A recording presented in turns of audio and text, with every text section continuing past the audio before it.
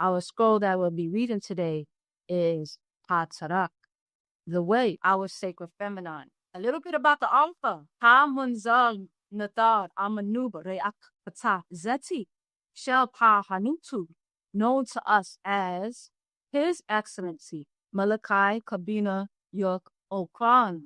Kabina means born on Tuesday. Shel Paa Hanutu means from the Amun priesthood. So now it's time for these secrets to be secreted. And the secretions are your very genetics. It's a genetic doctrine. So may you go as far as your genetics would take you. May you reach your potential. And one of Baba's many hats is the transmitter. So to transmit, much like your neurotransmitter. And what does the neurotransmitters do? They spark a message intercellularly. So that's Baba to us, to stimulate and to awaken those dormant genes. So that's why he is the transmitter. And may each one teach one, just like your nervous system. So let's start reading the revelations to the Nuwapians. Paa Zamaltat, the way. Chapter 30, our sacred feminine. 1. Lo, oh blessed is the true Nuwapian male for his female. Let's just stop right there. So, based on our first line, we're going to take a moment to acknowledge our Blessed Mother, Mary Ava Akron, who is the opener for our opener, because without her, there would be no him. So we acknowledge our sacred feminine and our Holy Mother, Mary, who sits in Sirius. And we acknowledge all of our sacred feminine. We acknowledge all the mothers. So let's continue reading. So for yourself, accept yourself. For yourself, accept your mother as well, who supports you. And heal your family line. So 1, lo, oh blessed is the true Nuwapian male for his female. 2, oh blessed is the true Nuwapian man for his woman. 3, oh blessed is the true Nuwapian husband for his wife. 4, oh blessed is the true Nuwapian son for his mother. 5, oh blessed is the true Nuwapian brother for his sister. 6, oh blessed is the true Nuwapian father for his mother. 7, oh blessed is the true Nuwapian Nesut for his Nesutet. 8, oh blessed is the true Nuwapian masculine for the true Nuwapian feminine. 9, the sacred feminine holds us all for 9 cycles of 3 cycles in her holy temple, her womb the sacred garden of triple darkness. 10, she has blessed you all with birth, breath, and life. 11, she is mother of all living and all that's lived. 12, she was the first, and she will be the last. 13, she is the body in which houses the spirit, into whom descended your masculine soul, the link to oversoul. All right. So let's just take a moment. We're going to picture our Nathar text, nuts, and you're going to see housed in her body all the souls, all the formations. What you see housed in her body is Get. Get represents what manifests or solidifies. Or within her body, you see many Gebs, all right, or many stars. So that's the mother of all living, which is what I link to our oversoul, because as you know, once you tap into the sense of one circle, you got into the sense of all circles.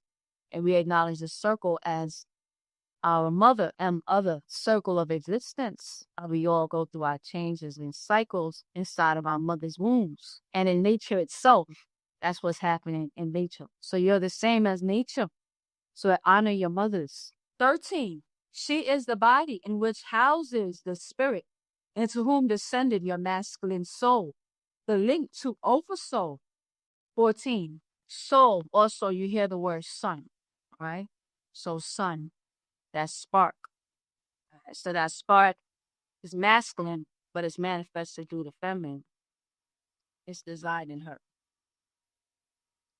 All right. So 14. Who is the true sacred feminine? And what does it mean? Who is the true sacred feminine? And what does it mean? 15. Out of she comes he. Out of woman comes man.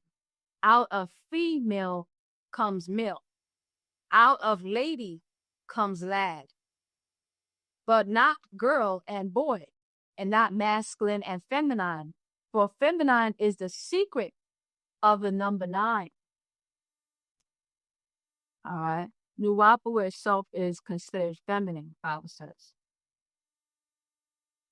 16. For she is mathematics, the science of space and time and figures called numbers. 17. To be born in 9 months is to be mathematically born, making you a mathematician.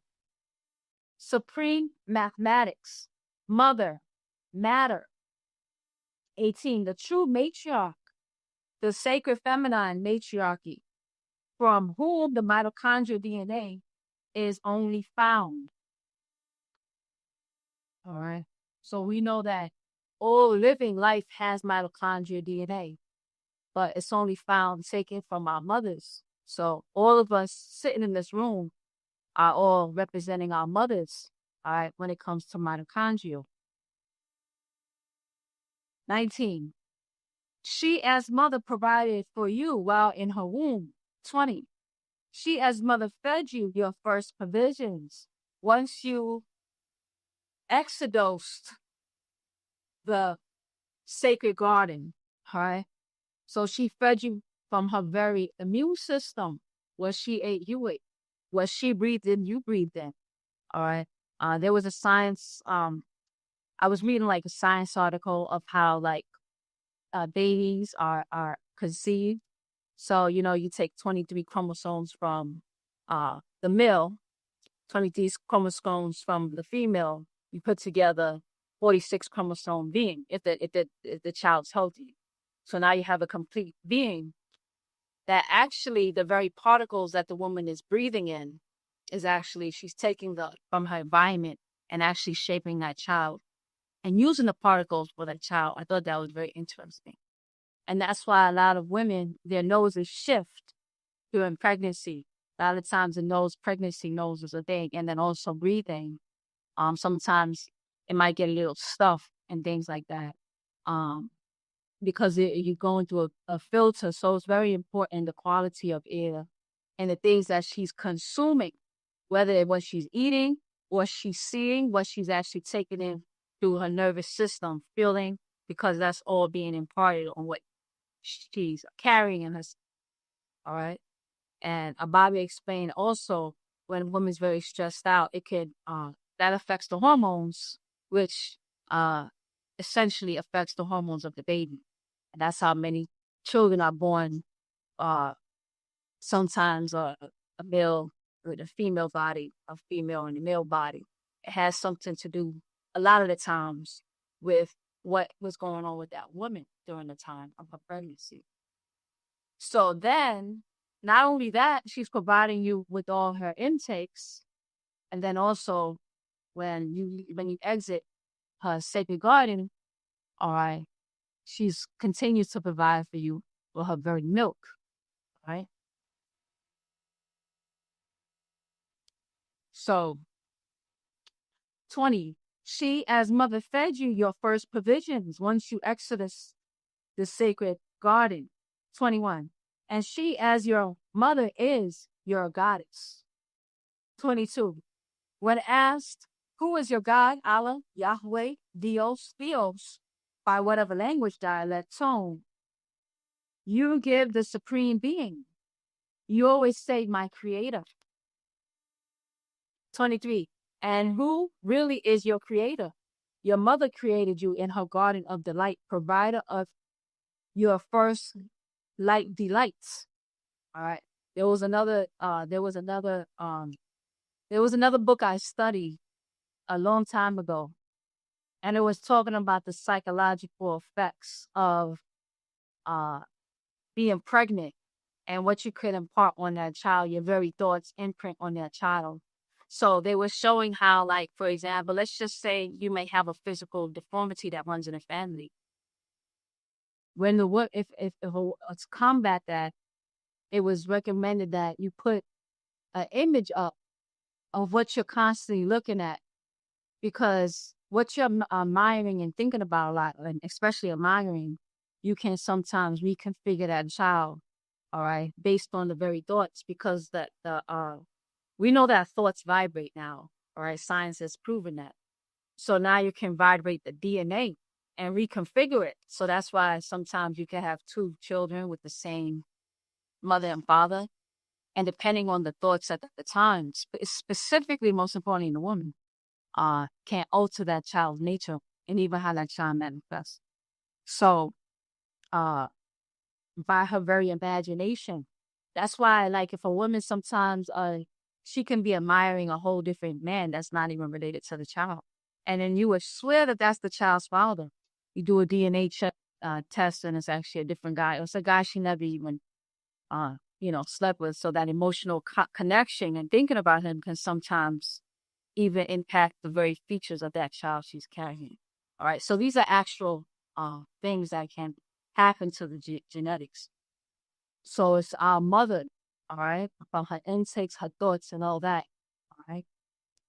So 23, and who really is your creator? Your mother created you in her garden of delight, provider of your first light delight.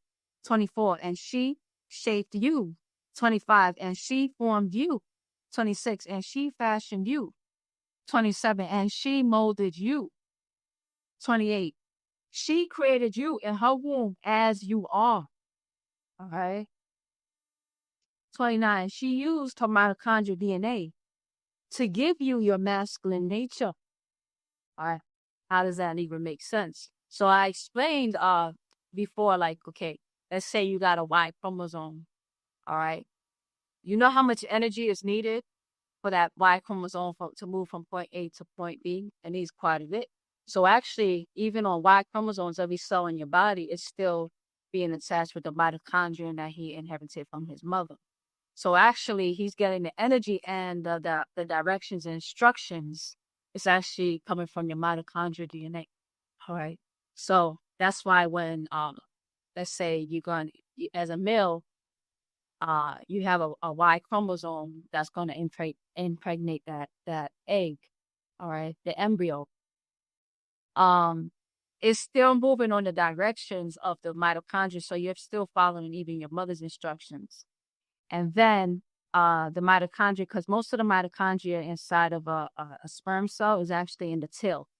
All right, but you know that once the sperm enters the egg, it loses most of its mitochondria, and whatever it is that's left over, it gets reabsorbed. It goes dormant, and the new mitochondria inside of that egg, even though it passed the X chromosome, is now going to follow the new instructions from the new mitochondria. So the new mother, all right, is going to take over mitochondria, no matter if it's getting an X or Y. All right. So she used her mitochondrial DNA to give you your masculine nature. All right. Because that mitochondrial DNA can tell you how to use. It gives a direction, you get the DNA, but it tells the DNA what to do. All right. So we see across the board, men and women, we need healing. All right. And we need to heal that mitochondrial DNA. So she used her mitochondrial DNA to give you your masculine nature. 30. She made you man in her image, woman. 31. She gave you all your body parts. 32. She gave you all flesh and blood. 33. She gave male their gender. 34. She gave you your glands. All right, so discovered in the last 10 to 15 years, within the last 10 years, they actually found that they used to teach us in school that when a man ejaculated, he has millions of sperm, and that the sperm are in a race. And based on whichever one is fittest, it gets to the egg first. But they have since found biologists have since found that's not really how it really works. is that the egg actually sends chemicals, and it can choose the sperm that it wants, and it will send chemicals to give that sperm more energy to swim faster. And the sperm that it doesn't want, it will send chemicals to send it somewhere else to kill it, to confuse it, or to slow it down. All right. And then you'll see that sometimes you'll see a sperm make it to the egg first, but the sperm that came after makes it in. So it's not always the one who reaches it first, because it has to still break through the membrane. And that means that the egg has to allow it. All right. Because pregnancy isn't always guaranteed to happen if the woman doesn't allow it. So there's still a certain allowing or choosing that's happening. So they used to say that gender was dependent on the male, but they're finding that it's actually really dependent on the female more than they thought. 31, she gave you all your body parts. 32, she gave you all flesh and blood. 3, she gave male their gender. 34, she gave you your glands. 35, she gave you your master gland, the brain. 36, she is your creator. 37, religion and religious ignorance can ask you to believe their lies. Yet, facts are facts and truth is truth. 38. All right.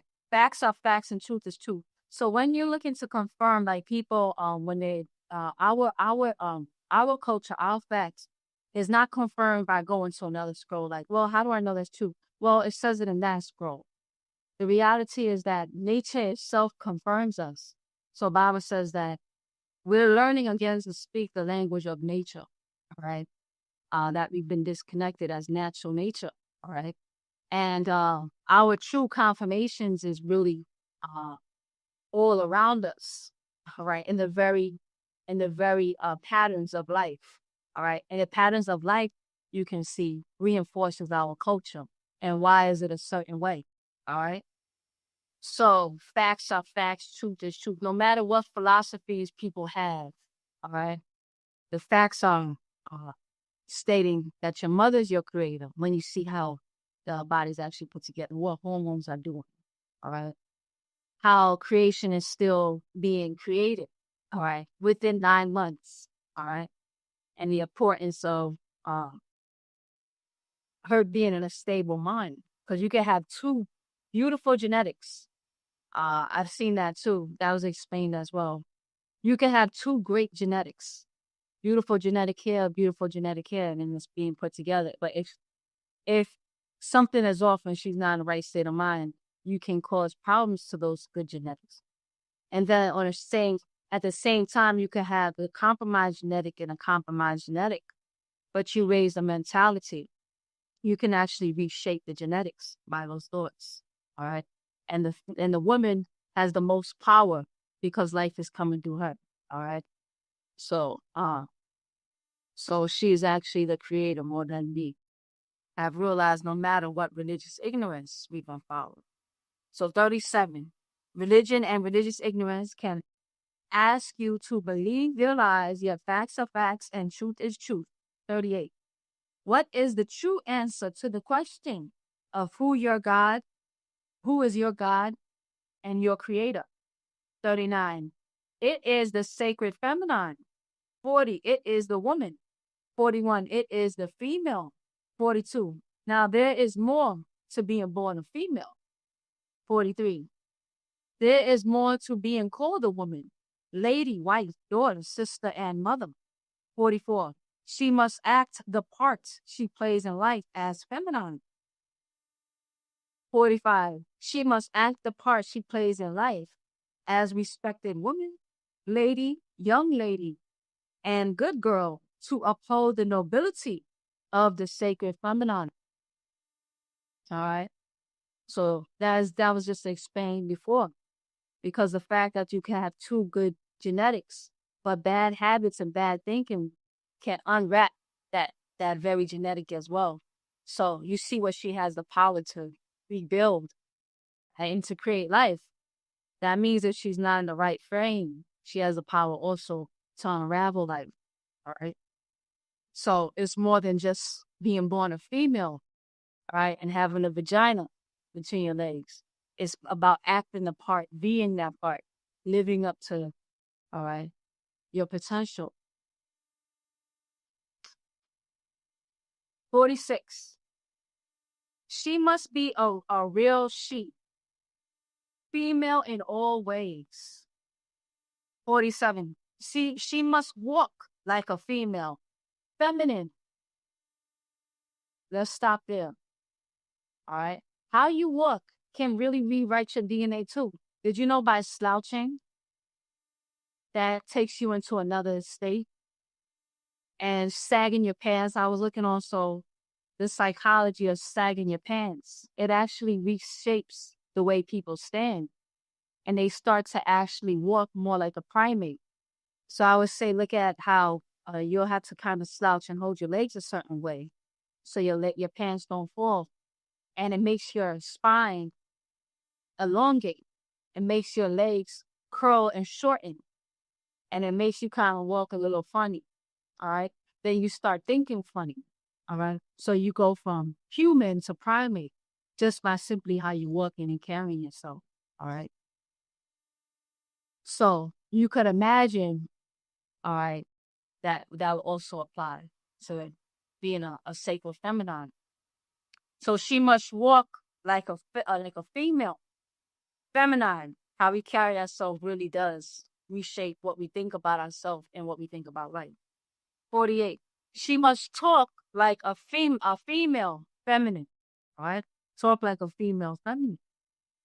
All right, that's the importance. I understand the power of how we talk. That's why we start before we read with a chant, because that calms us down. When somebody's talking at to you, it feels much different than when they talk to you. All right. So how we talk to people stimulates a different part of their hormones. All right. So talk like a female because there's power in speech. Feminine. 49. She must move like a female, feminine.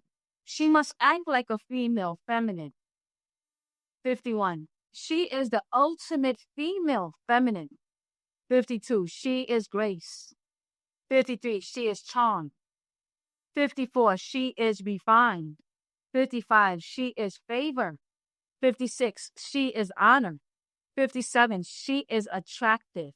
58. She is soft. 59. She is gentle. 60. She is never rough. 61. She is never loud or boisterous. 62. She is never impolite. 63. She is never rude. 64. She is always clean, inside out. She is always clean, inside and out. 65. She always smells fresh and clean. 66. She bathes more than once per day. 67. She keeps her teeth clean and her breath fresh at all times. All right, let's stop there. All right. How do you feel about yourself when you're not caring for yourself? All right.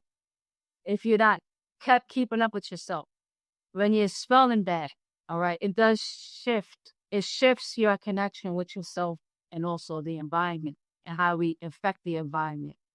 All right. So we're not just upholding our standards, we're upholding the standards of life. All right. I like to call the women the quality control. All right. So she's the quality control. All right. So 68. She is never evil or mean or violent. 69. She keeps her feet well groomed. 70. She keeps her outer garments clean and neat. 71. She never overexposes her body parts to none save the male she has given herself to by law. 72. She flirts for the reason of attraction for life, not for the pleasures of night and day relationship. 73. She flirts. It's her nature. Yet she is never cheap or loose or whore, not a Nuwapian woman or a girl. So let's just stop there. All right.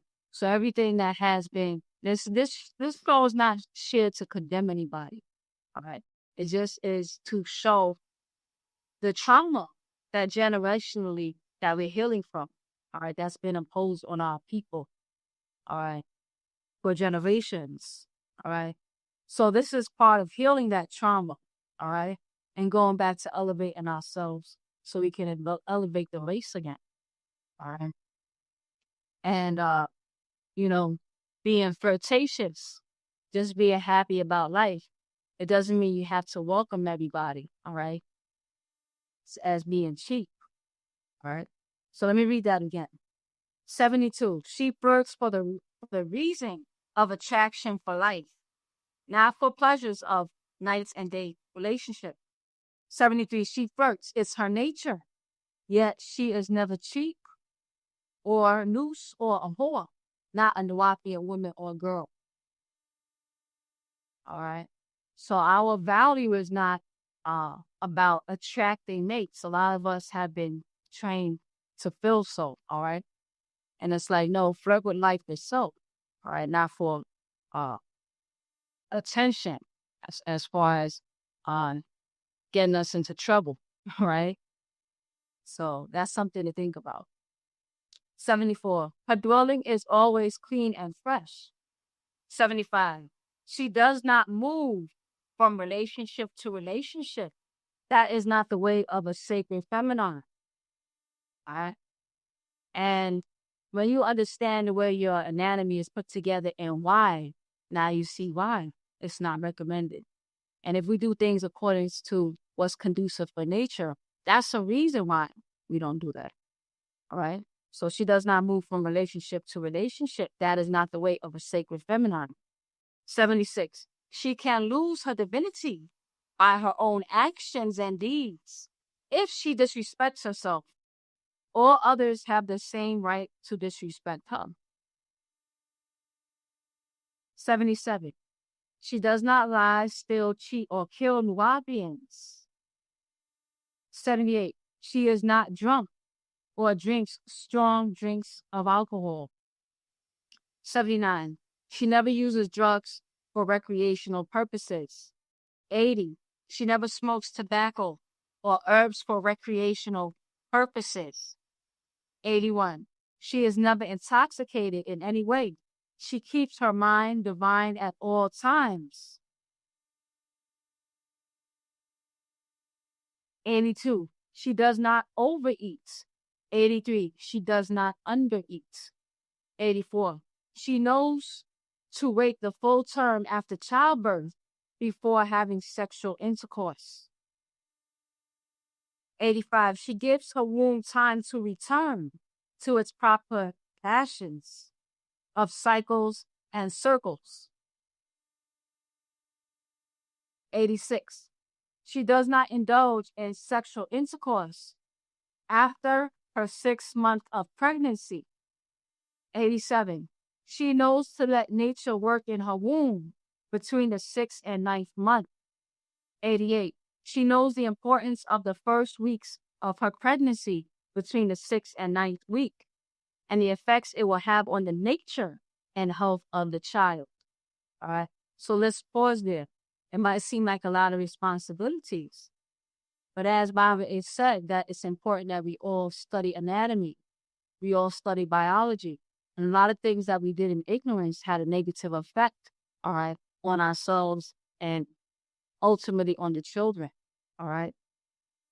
So when you know how you put together, you're more likely to respect it. So let's all take time to study the anatomy, study the biology, the microbiology, all right? The effects that it has in forming children, your hormone biology, how your womb shifts, all right? And the implications it has on the rest of your hormones, all right? And if you don't know the reason, find out the reason. 89. She knows what to eat and what not to eat, as well as what to drink and what not to drink during pregnancy. 90. She knows nature requires her to breastfeed her child And so her body starts producing what the child needs. All right. Another thing that I noticed that in Western culture that they like to make fun of, like women, how we have funny cycles, like we might want to eat pickles and ice cream together or something like that. And it just seems really random. And it's funny, like in other cultures that you'll see that they actually have pregnancy diets and things that is normalized to eat. That's going to be good for the child, good for the baby. And it's not just random things, all right?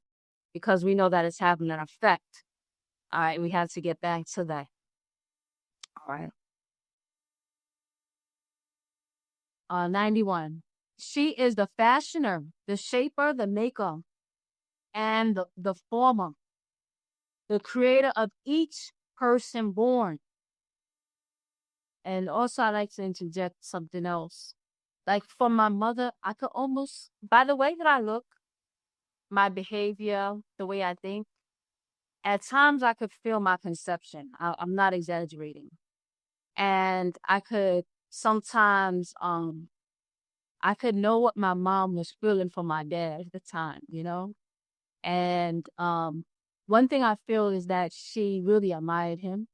And in certain parts of his thinking, his certain humor. And sometimes the way she looked at me sometimes like I feel like she's really admiring something. At times I can still remember. So it's like even later on you could feel the nature in which was you, and you can tell by your own nature a lot of the times the mentality to which your mom had and different things she might have been doing. You know, you can kind of feel it if you really sit and spend time with yourself. And there's a lot of things that she doesn't necessarily have to say, you know, that I just know. All right. So 91. She is the fashioner, the shaper, the maker, the former, the creator of each person born. 92. She must make beings in her own image with her own likeness. 93. She may shake the flesh and give the spirit, yet not your soul or the mind. 94. Your child may be born a true feminine.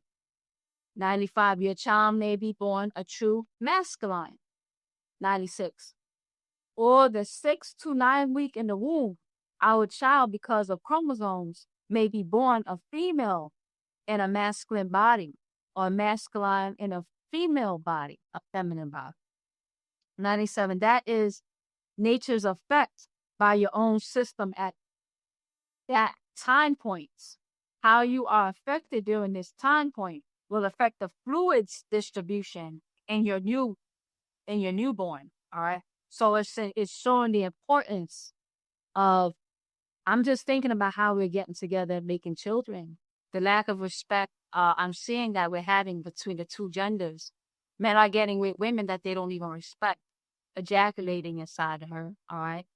She's receiving and responding to this lack of love between them. It's going to affect her hormones. All right. It's going to affect the type of hormones and how she distributes, even though she inherited either X or Y from him. She passes her X on. Depending on what she's going through, all right, it's going to really affect the nature, all right, and the hormones in that child. That's why they have noticed in America, for example, that the estrogen in men are actually a lot higher recently. All right, that's why you see a lot of boys with breasts. They have a fully wired X chromosome, but or you see a shifting. All right, a lot of it has to do with what's going on with the mother. All right. Um, so it's very important she's peaceful and happy during those times and being exposed to the right things.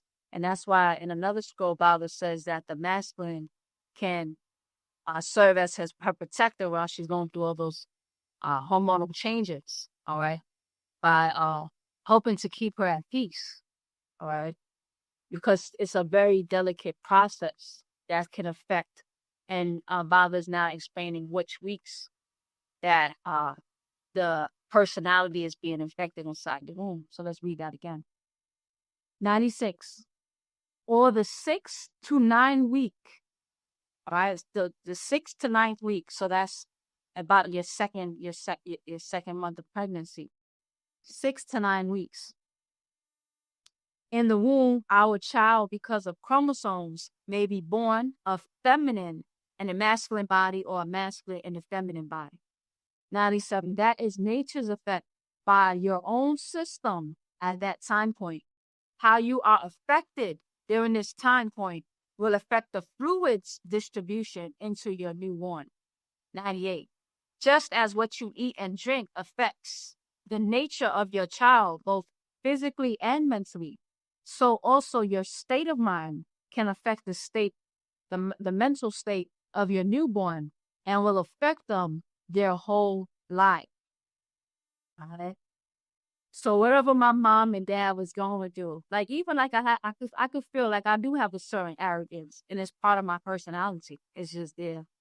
But it's stemming back to like the way my mom at the time, she really was looking up to my father. I can sense it.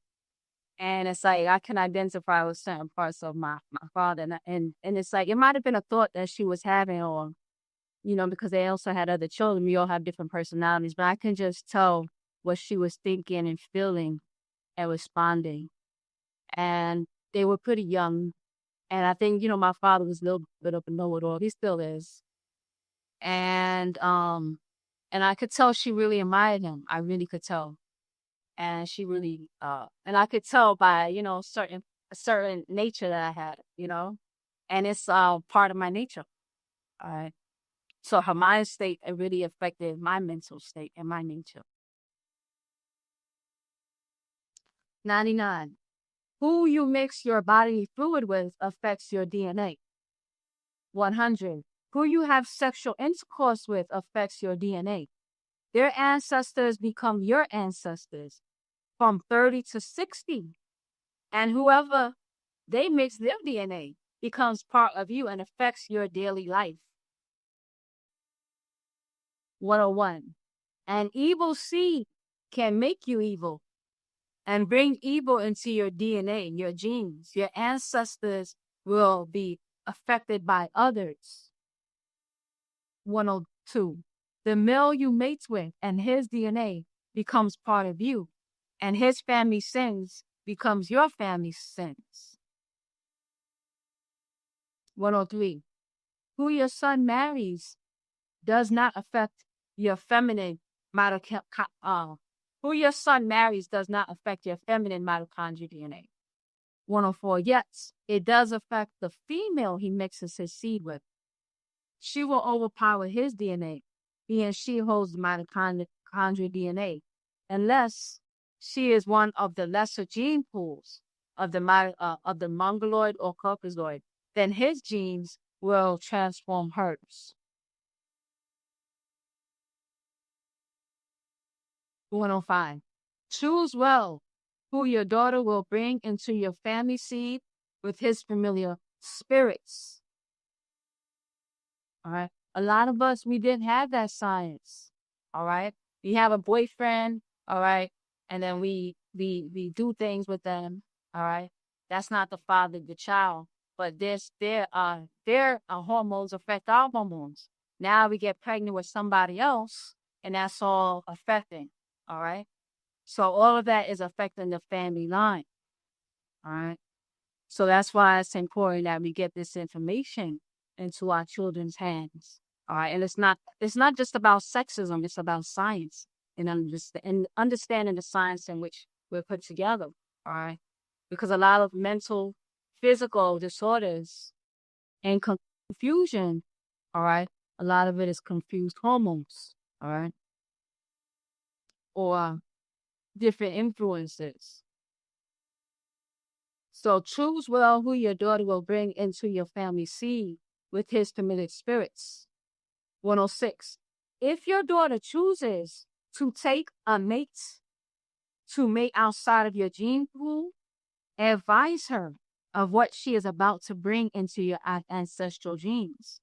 If she still refuses to respect our Negroid ancestors, then she has lost her sacred feminine.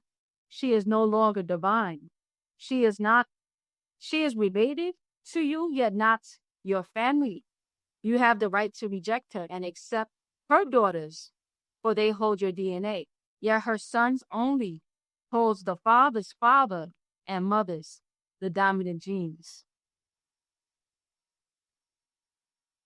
All right. So we understand that we're breaking the link. All right. We are unwriting the DNA. All right. And that's going to be also our spiritual link.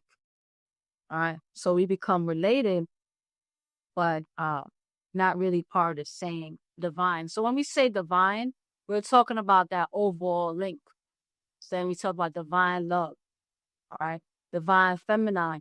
When you say divine feminine, you start picturing the symbol of nuts. You see that all stars are housed in her body. All right. So you think of she holds the key to the collective story. All right. Let's say she starts giving up the key. She stops. What ends up happening? We start to lose access to certain realms. Because if you notice that it's your mitochondrial DNA, because you need your mafkuzet is in your mitochondrial DNA. And that has been unwritten for many of us, and we have to restore that again. So you can start off as a sacred feminine or a divine feminine. Let's just say divine feminine. But you lose that link. All right. Now you don't really have the same access, or you have all these other more distractions to get through. All right. So you could think about it that way. So when you say divine feminine, a good visual to have is our dog nuts. All right. And then you say other circle of existence. A lot of us, we have broken that circle. All right. So let's repeat that. 106. If your daughter chooses to take a mate, to mate with outside your gene pool, advise her of what she is about to bring into your ancestral genes. If she still refuses to respect our Negroid ancestors, then she has lost her sacred feminine. She is no longer divine.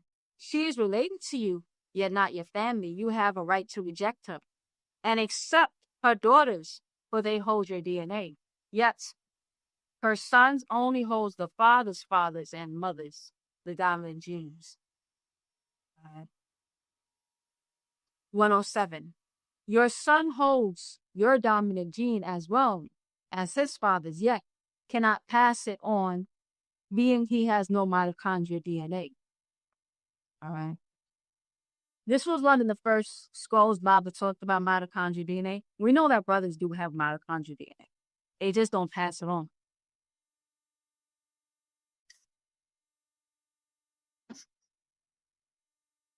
All right.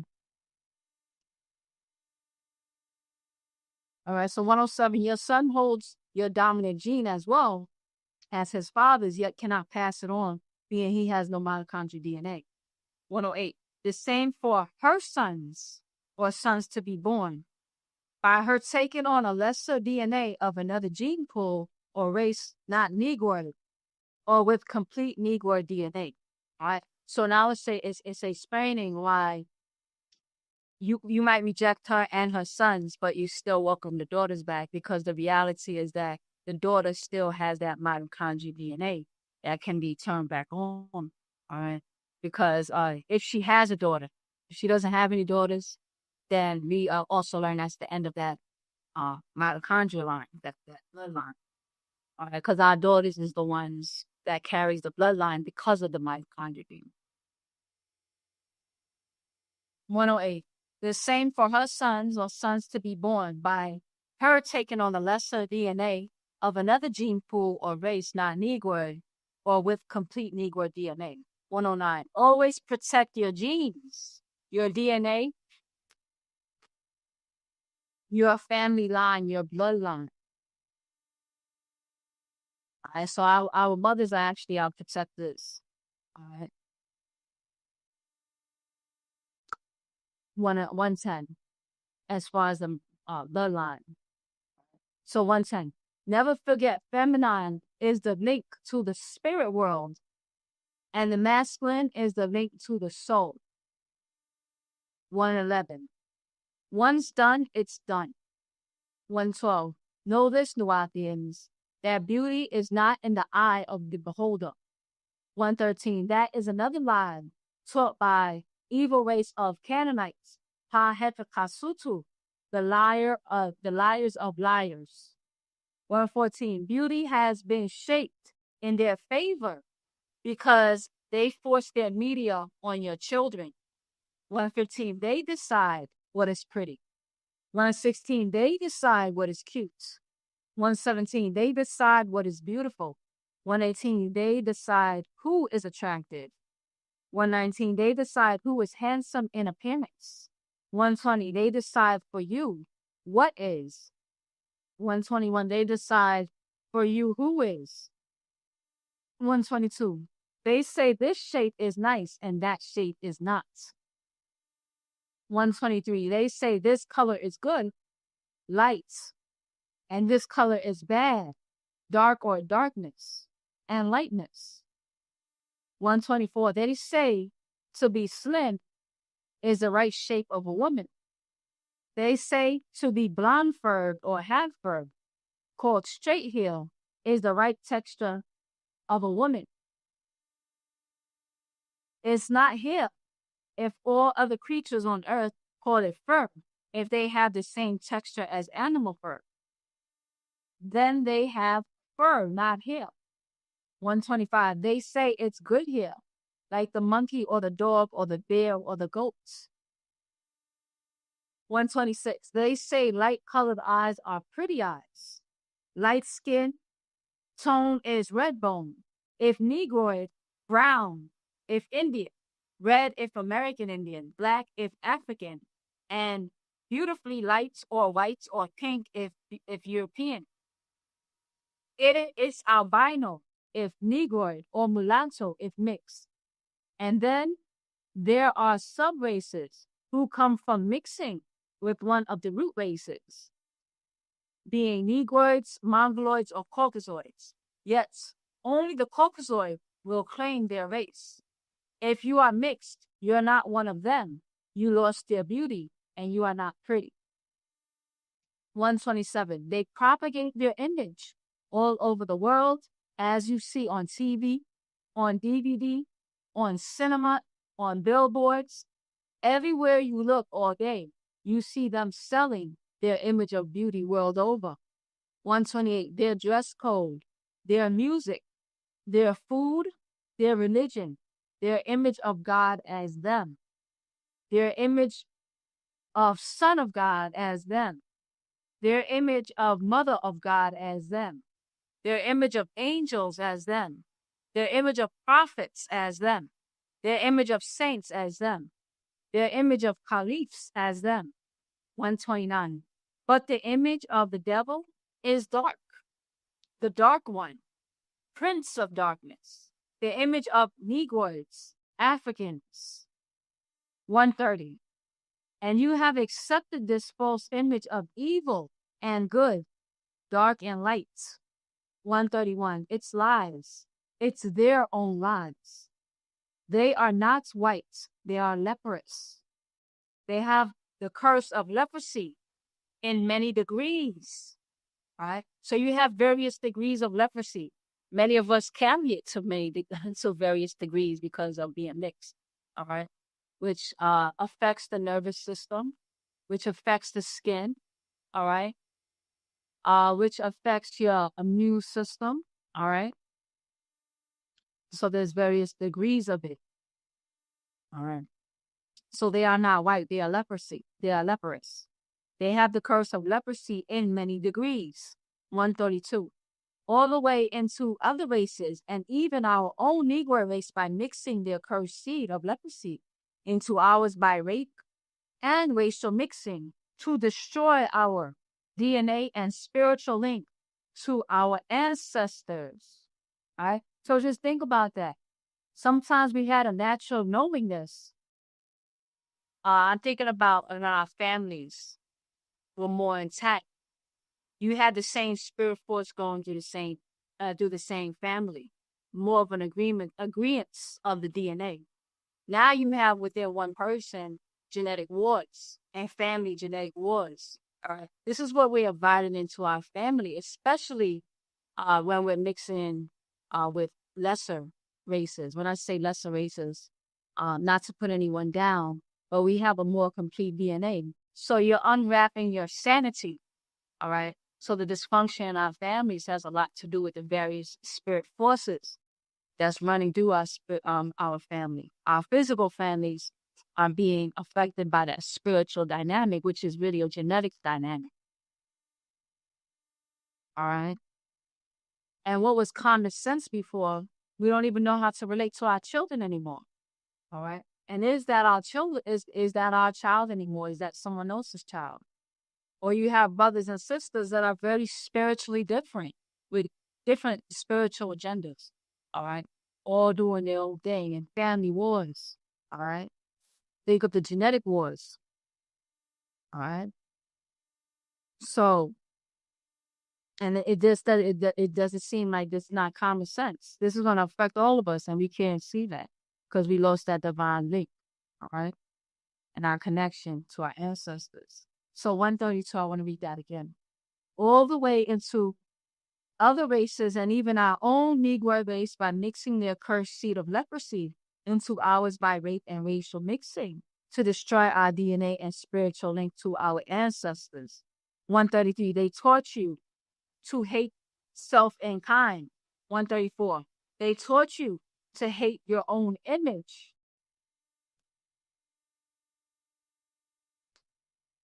135, they taught you to hate your own hair.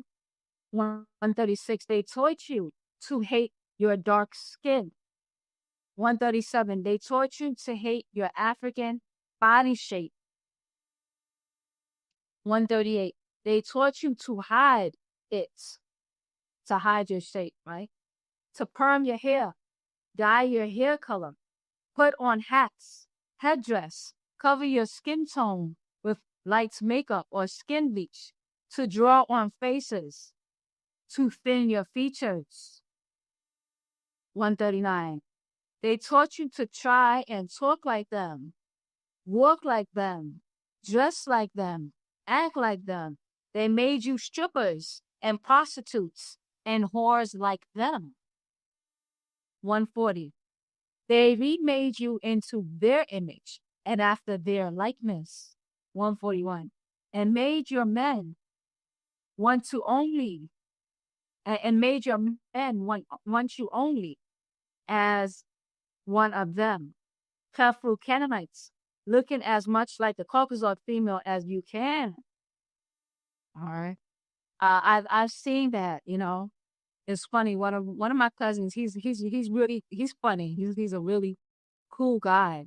But I've noticed that like when his girlfriend, you know, she has kind of curlier type of hair, but it's kind of straight at the same time. And he doesn't like when she wears it natural.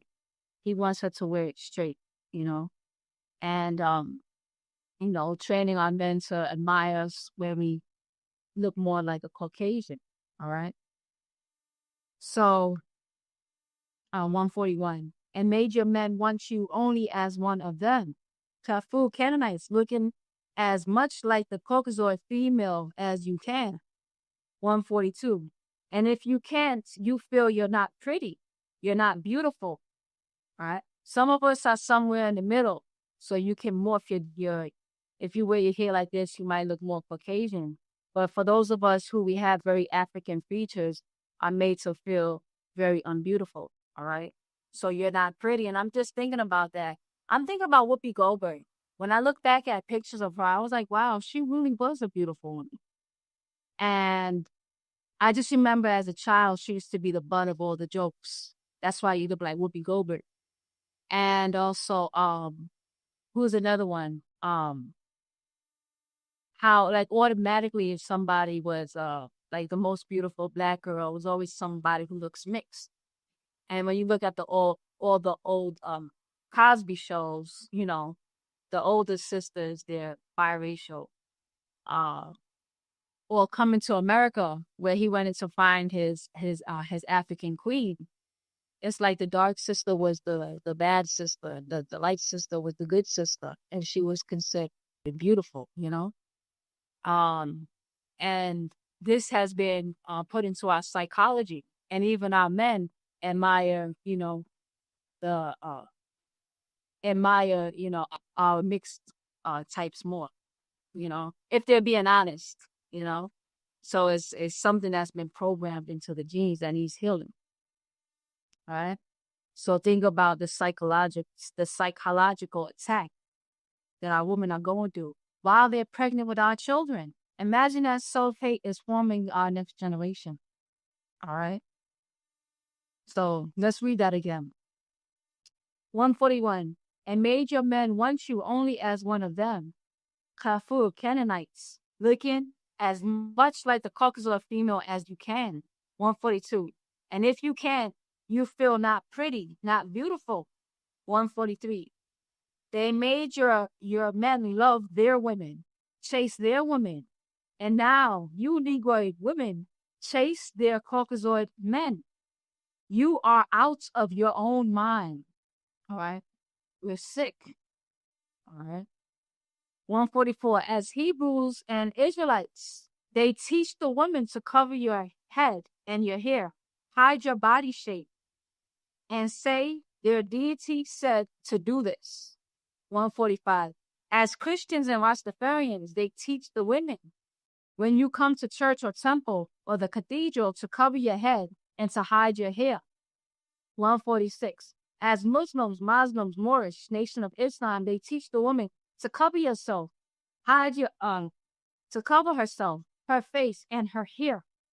147. It is always cover up, shut up in the back, hide your beauty for women and our women. Follow and cover up with hats and head coverings. 148. In our own ancient culture, which you can see on the walls of Egypt even today, in the papyrus and the tombs, you see we had no need to cover our woman's beauty. We had no rape. It was not a shame to be seen. It was not all about lust and being lustful. 149. How does a God deity and Allah create a woman's beauty, her body shape, her hair, or fur? A woman is beautiful body. A woman's beautiful body. That's what it's supposed to say. A woman's beautiful body. That's how she created herself. Why would she be commanded to cover her beauty by a male deity who created her that way? 150. This is the mind of a man that fears. He and others like him cannot control their lust passions. 151. Not the actions of a divine being that see the creation as children. 152. God doesn't think in lust, sex, and passion. That is man who ordered women to cover up or go to hell. Beat them, stone them, kill them. 153. No deity tells the woman to get in the back of the mosque. You can't chant the Quran out loud. You can't lead men in prayer. Those are the works of men. These are commandments of weak men, frightened men, and jealous men. 154. There is no such thing as a bad-looking person. 155. There is no such thing as an ugly woman born that way. 156. There is no such thing as a physically unpleasing female born that way.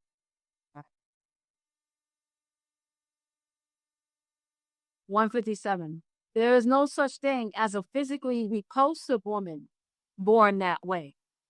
Notice that Bob is saying born that way because there are many things that we do to ourselves that make us hideous. All right. Like the various surgeries and when we're destroying nature's natural creation. All right.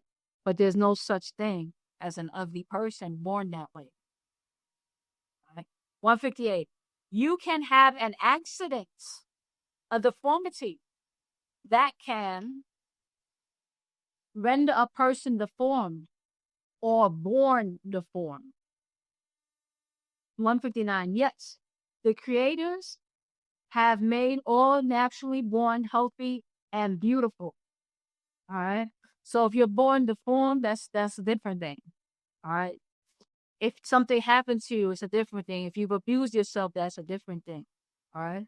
But if you were born natural and healthy, then that's beautiful. All right. I'm imagining you have a nose that works. Natural nature allows you to breathe unobstructed. That's a beautiful thing. All right.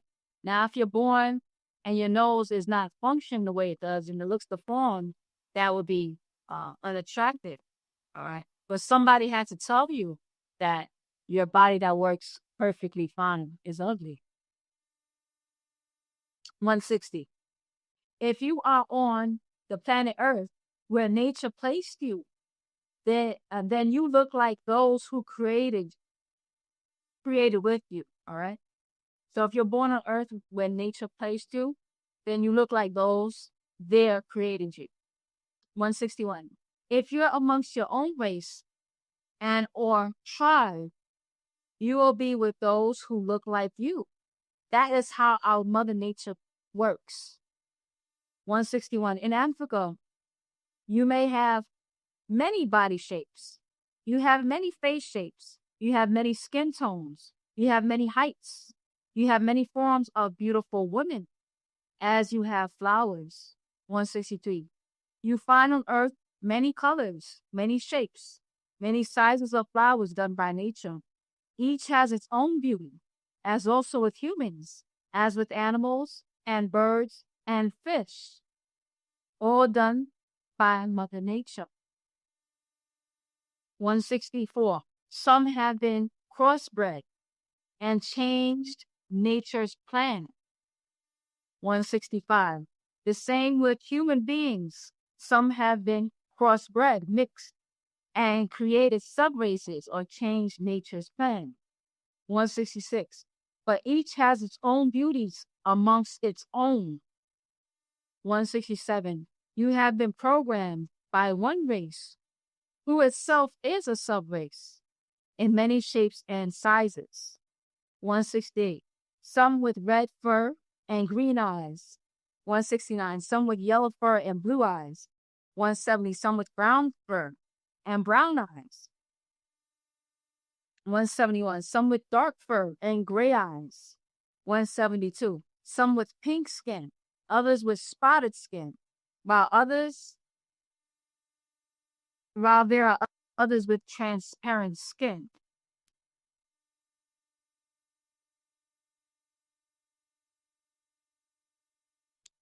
173. The Caucasoid race is in fact the colored race, or race of people of many colors.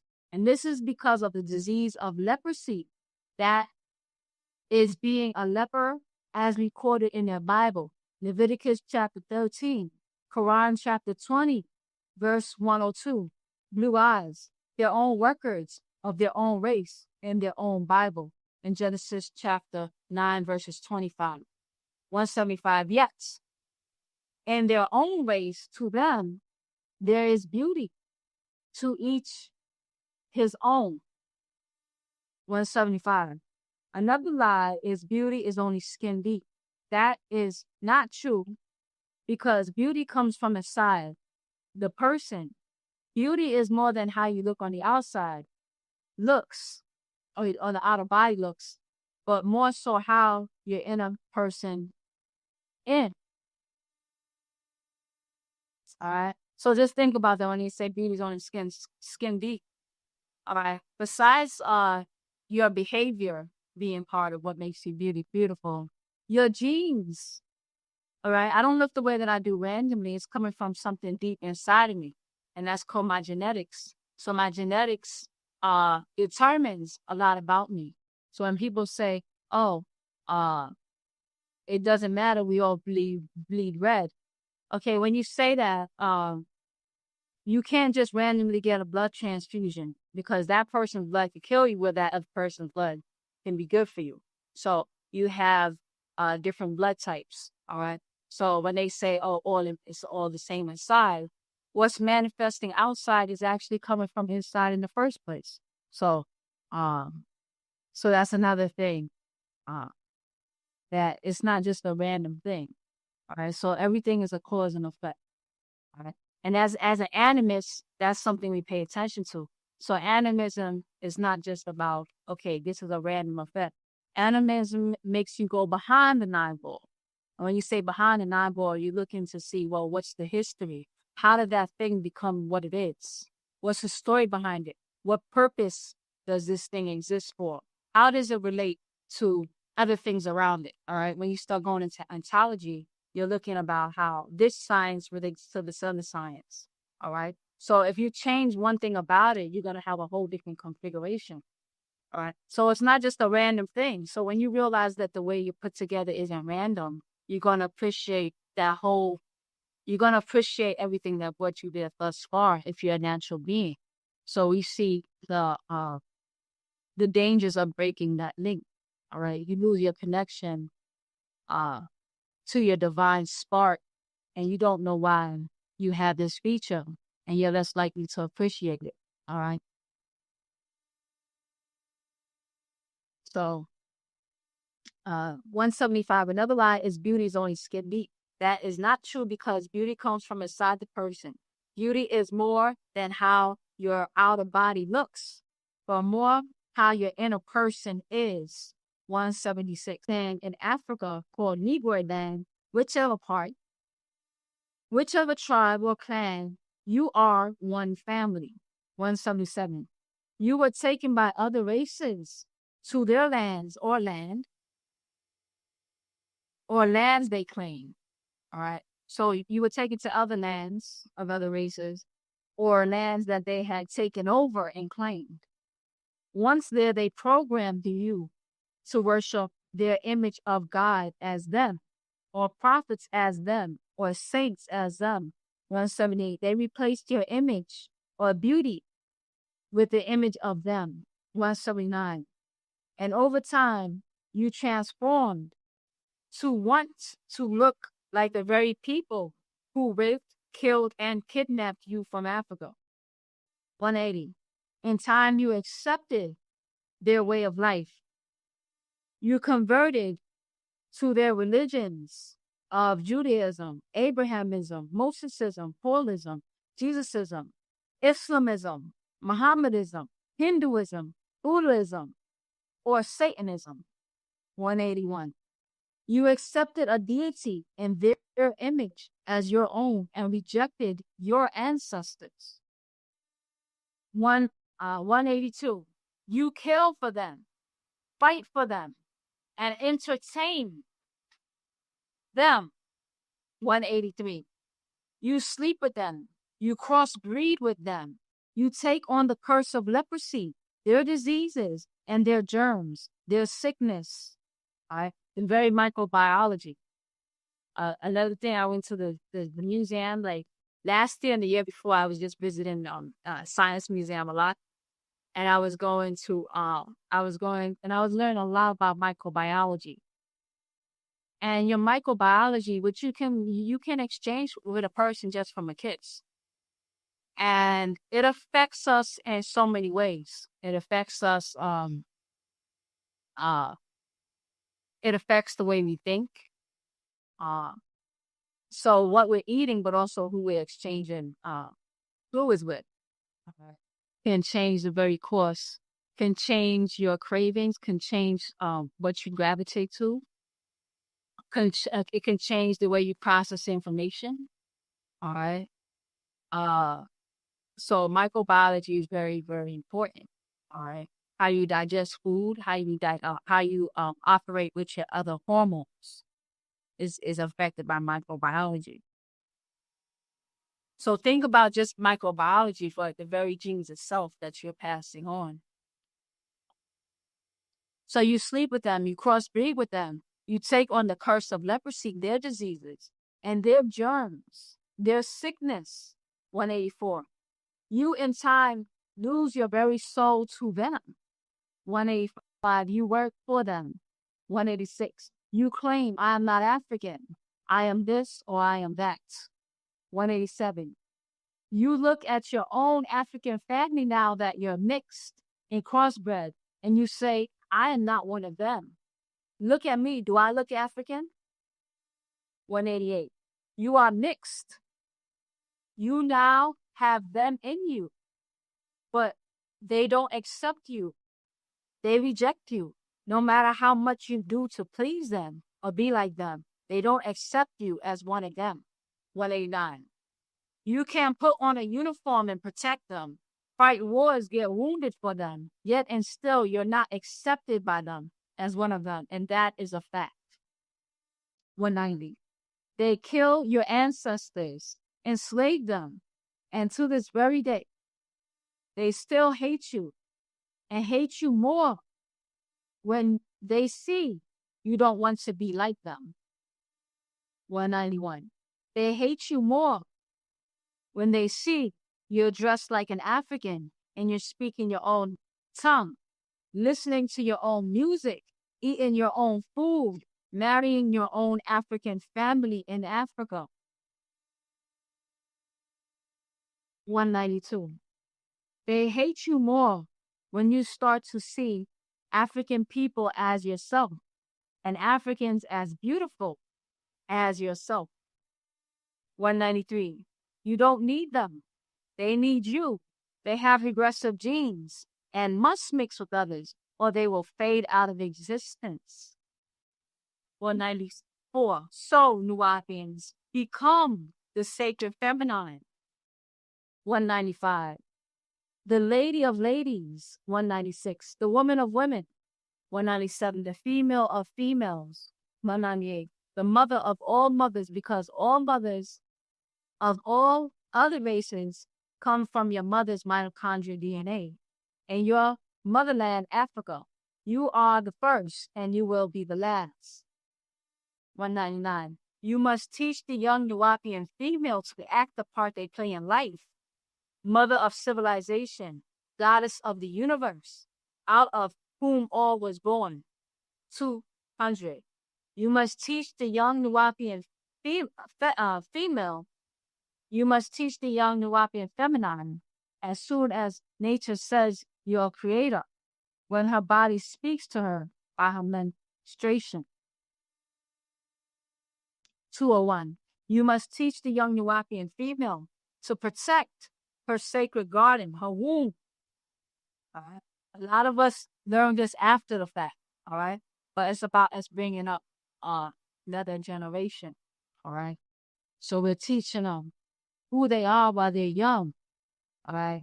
And as soon as they go into that womanhood is coming, we tell them as well everything they need to know, all right? Instead of telling them after the fact, all right? So why? So that she can protect her sacred garden, her womb, all right? 202. You must teach the young Nuwapian feminine the importance of her womb, her genes, her DNA, her being the keeper of our family line. 203. You must teach the young Nuwapian feminine who she is, a goddess, not a mere woman or female, not a sex object or a sexual toy. You must teach not to let men dump his genes into her divine body. 204. You must teach the young Nuwapian feminine to walk like a lady, to talk like a lady, to move like a lady. 205. She must know how to dance, sing, and dress. 206. She must know what it means to be the goddess. All right. So now the importance of knowing how to sing, dance, and dress. All right. Being able to, a lot of us have pent up the importance of moving your body as a woman and moving your body in rhythm. That helps to re-regulate your hormones. It does a lot more for us in so many dimensions. And the importance of our tone. One thing that I noticed that irritated me the most, and later on I understood, I kind of got over it, but what irritated me the most was my mom yelling. That I didn't like. and she starts yelling, um, it does something because your mom does have your mother's voice, if she's using it or misusing it, that has the ability not just to shape her hormones, but also the reality around us. And I just remember like me thinking of my mom yelling that, it just make resentment, right? So, knowing how to sing, all right. The chanting is very good for me because it helped also to help me rebreathe. All right. And then also being more mindful of my own voice. And then also by talking correctly, I start to feel, um, especially if I'm mindfully talking, sometimes after a long time of talking, I feel vibrations all in my body. All right. And, and it's actually very healing at times. So, um, so this is why, going back into the sciences of who we are. All right. And of course, how to dress because we do. I remember there's this one girl that I used to work with, and I just thought she was one of the most beautiful. She was so beautiful, I thought. And I used to just be happy when I see her come to work. And I used to just be smiling, like, where's that girl that? And she used to just always dress so nice. And she actually, I felt like she helped the morale. Like, it's like it was more inspiring to be there, even for me. And I'm not saying I was attracted to her in that type of way, but she did bring a morale to the space. And it was like, wow, she really enjoys her existence. That's really what she gave off. And she dressed nice, and she dressed nice for herself. Like she was very proud of. She took pride in who she was, and it showed. And I feel like she just brought a certain morale. So whenever she was there, I would just smile, and like the day was gonna be good. So, um, so I'm just thinking about that. So when you see your mom looking good and feeling good about herself, it's different than when you see us struggling, and downtrodden, and we don't have time to, so knowing how to dress. All that is very healing to be around, especially if it's your mother. All right. So she must know how to sing, how to dance and dress. 206. She must know what it means to be the goddess. 207. She must know her body from head to toe, fingertip to fingertip. 208. She must know how to clean herself inside out and outside in. 209. She must know how to cook, how to sew, and how to weave. 210. She must know how to please and keep her future male partner. 211. She must know sexual pleasures, how to perform the sacred art of sex and pleasure. 212. She must not settle for less than the best in a man, a, a good, happy life. 213. She must know how to take care of her children. 214. She must know she is not the slave of a man and will not accept abuse or being poor. All right. Another thing, in our another Paa Zamaltat, being poor and being subjected to poverty is reasons that is justified for divorce. In our culture, we're not supposed to tolerate that. So 214, she must know she is not the slave of a man and will not accept abuse or being poor. 215, she will not live below her standards. 216, she will not sleep with or have any kind of sexual contact with a male not her legal partner. 217, a consort is not a wife or husband. It means being with a person, an associate, someone who keeps your company, right? So somebody calling you a consort, that doesn't mean anything. That just means y'all keep each other's company, all right? That's the person you associate with, all right? So we don't settle for being a consort, all right? If that's who you're going to sleep with. 218. She will never be any man's consort, only his legal wife. 219, a wife. A woman married to a man. 220. She will never be any man's concubine. 221. A concubine is a woman a man is living with. A wife but never legally married is concubinage. All right. So if they don't marry you, they just live together with you, that's called a concubine.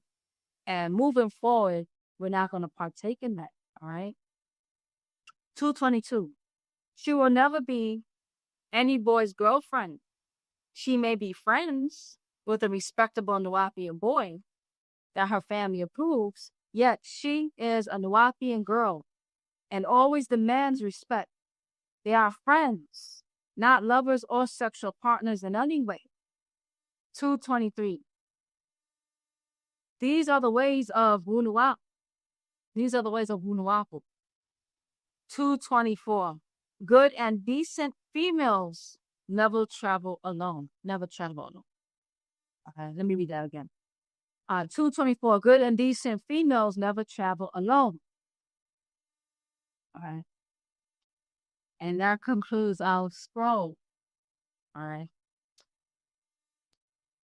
So we see there's many things that we have tolerated for generations and we partake in, and it's time for us to raise the standards. All right. Because we're not just doing the standards individualistically. It's not just for the individual. It's for our future. And we understand now the implications of all of these decisions that it has had on our generations. All right. What our mothers were doing, what they were subjected to. All right. And how it affected the formation of that child, the mentality of that child. All right. So whatever we're subjecting the mother to, we're actually subjecting the race to. And that's why the ultimate racism is actually sexism. Because once you control the sex, you have the ability to control the future of that race. All right. So the floor is open. Anybody can unmute, share what you think, any questions that you might have, points that you want to share, maybe something that you're working through in your mind. Feel free. All right. And I'd like to hear from the Zamaltats, how do you feel about hearing this? And then also the brothers hearing about this, about the sacred feminine, how do you feel about it as well? All right. What does it make you think about?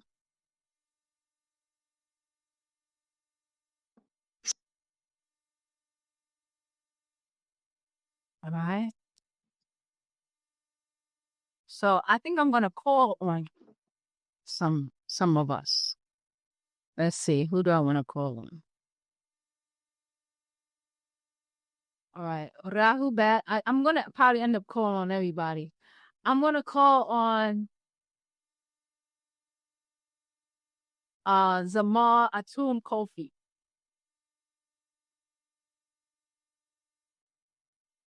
Paa Zamaltat. Rahubat. Rahubat. What do I think of the sacred feminine? That's the way. And I think the conditions of these way we lived over thousands of years, there are no shortcuts. So we have to learn to discipline ourselves to work off some emotions, because you can't live in a 9-ether with 6-ether excuses in it. But it's a tough way to put the woman back to on his official place, so everything can come in line again in nature. But this with the sacred feminine also to start, and the consciousness, get the consciousness back by fixing all those genes in her that mother puts in her, and the way of looking and thinking and behavior in it.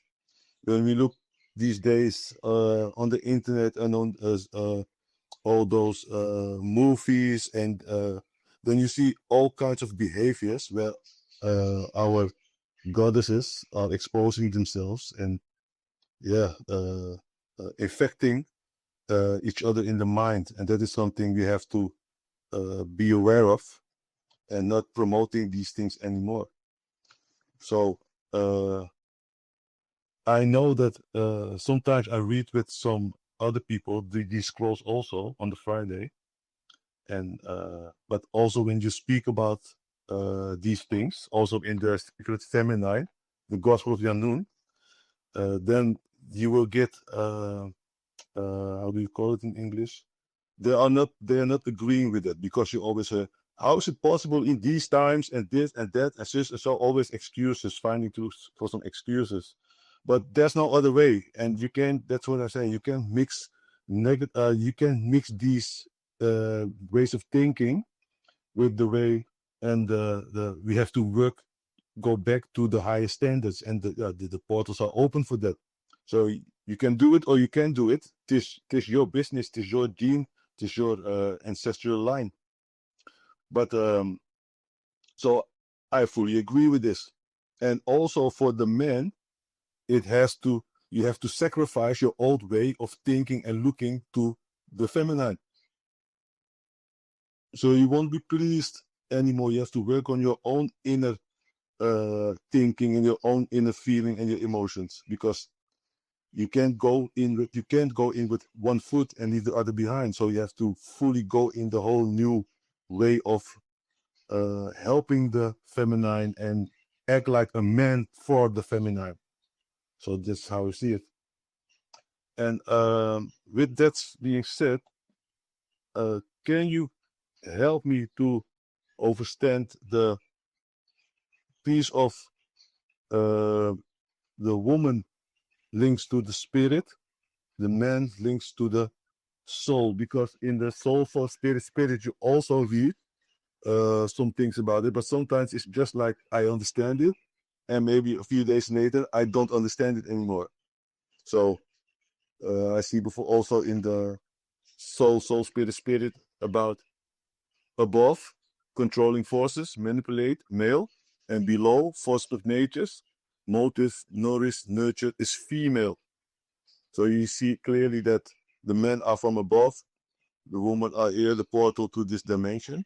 But what is her connection to only the spirit and the man to soul? Can you maybe bring it in other words so I can put it together and understand it this time? Right, right. Um, I was thinking about that. It's funny that you said that. Sometimes you'll feel like you understand something, and then later on you won't. And I feel like at times I have those moments of clarity. Like it's like I know exactly what it is, and I have such a pristine moment of clarity. And later on, I'm like, all right, I have to rethink that again. Yeah. What was I thinking before? I can't even remember. Sometimes you'll forget that those. Um, but I'll do my best um to say what I think about that. Anything else? Just that what you were saying. Yeah, this is the only thing. The whole scroll is clear. Um, I read it before, and it's a new times going in, and we have to work on that to put our way of life, our beings, very stand above things and live in peace with everything. But we have to do the work ourselves, and not with those manipulating other forces that are in us and around us. We have to become the goddess and gods for ourselves again.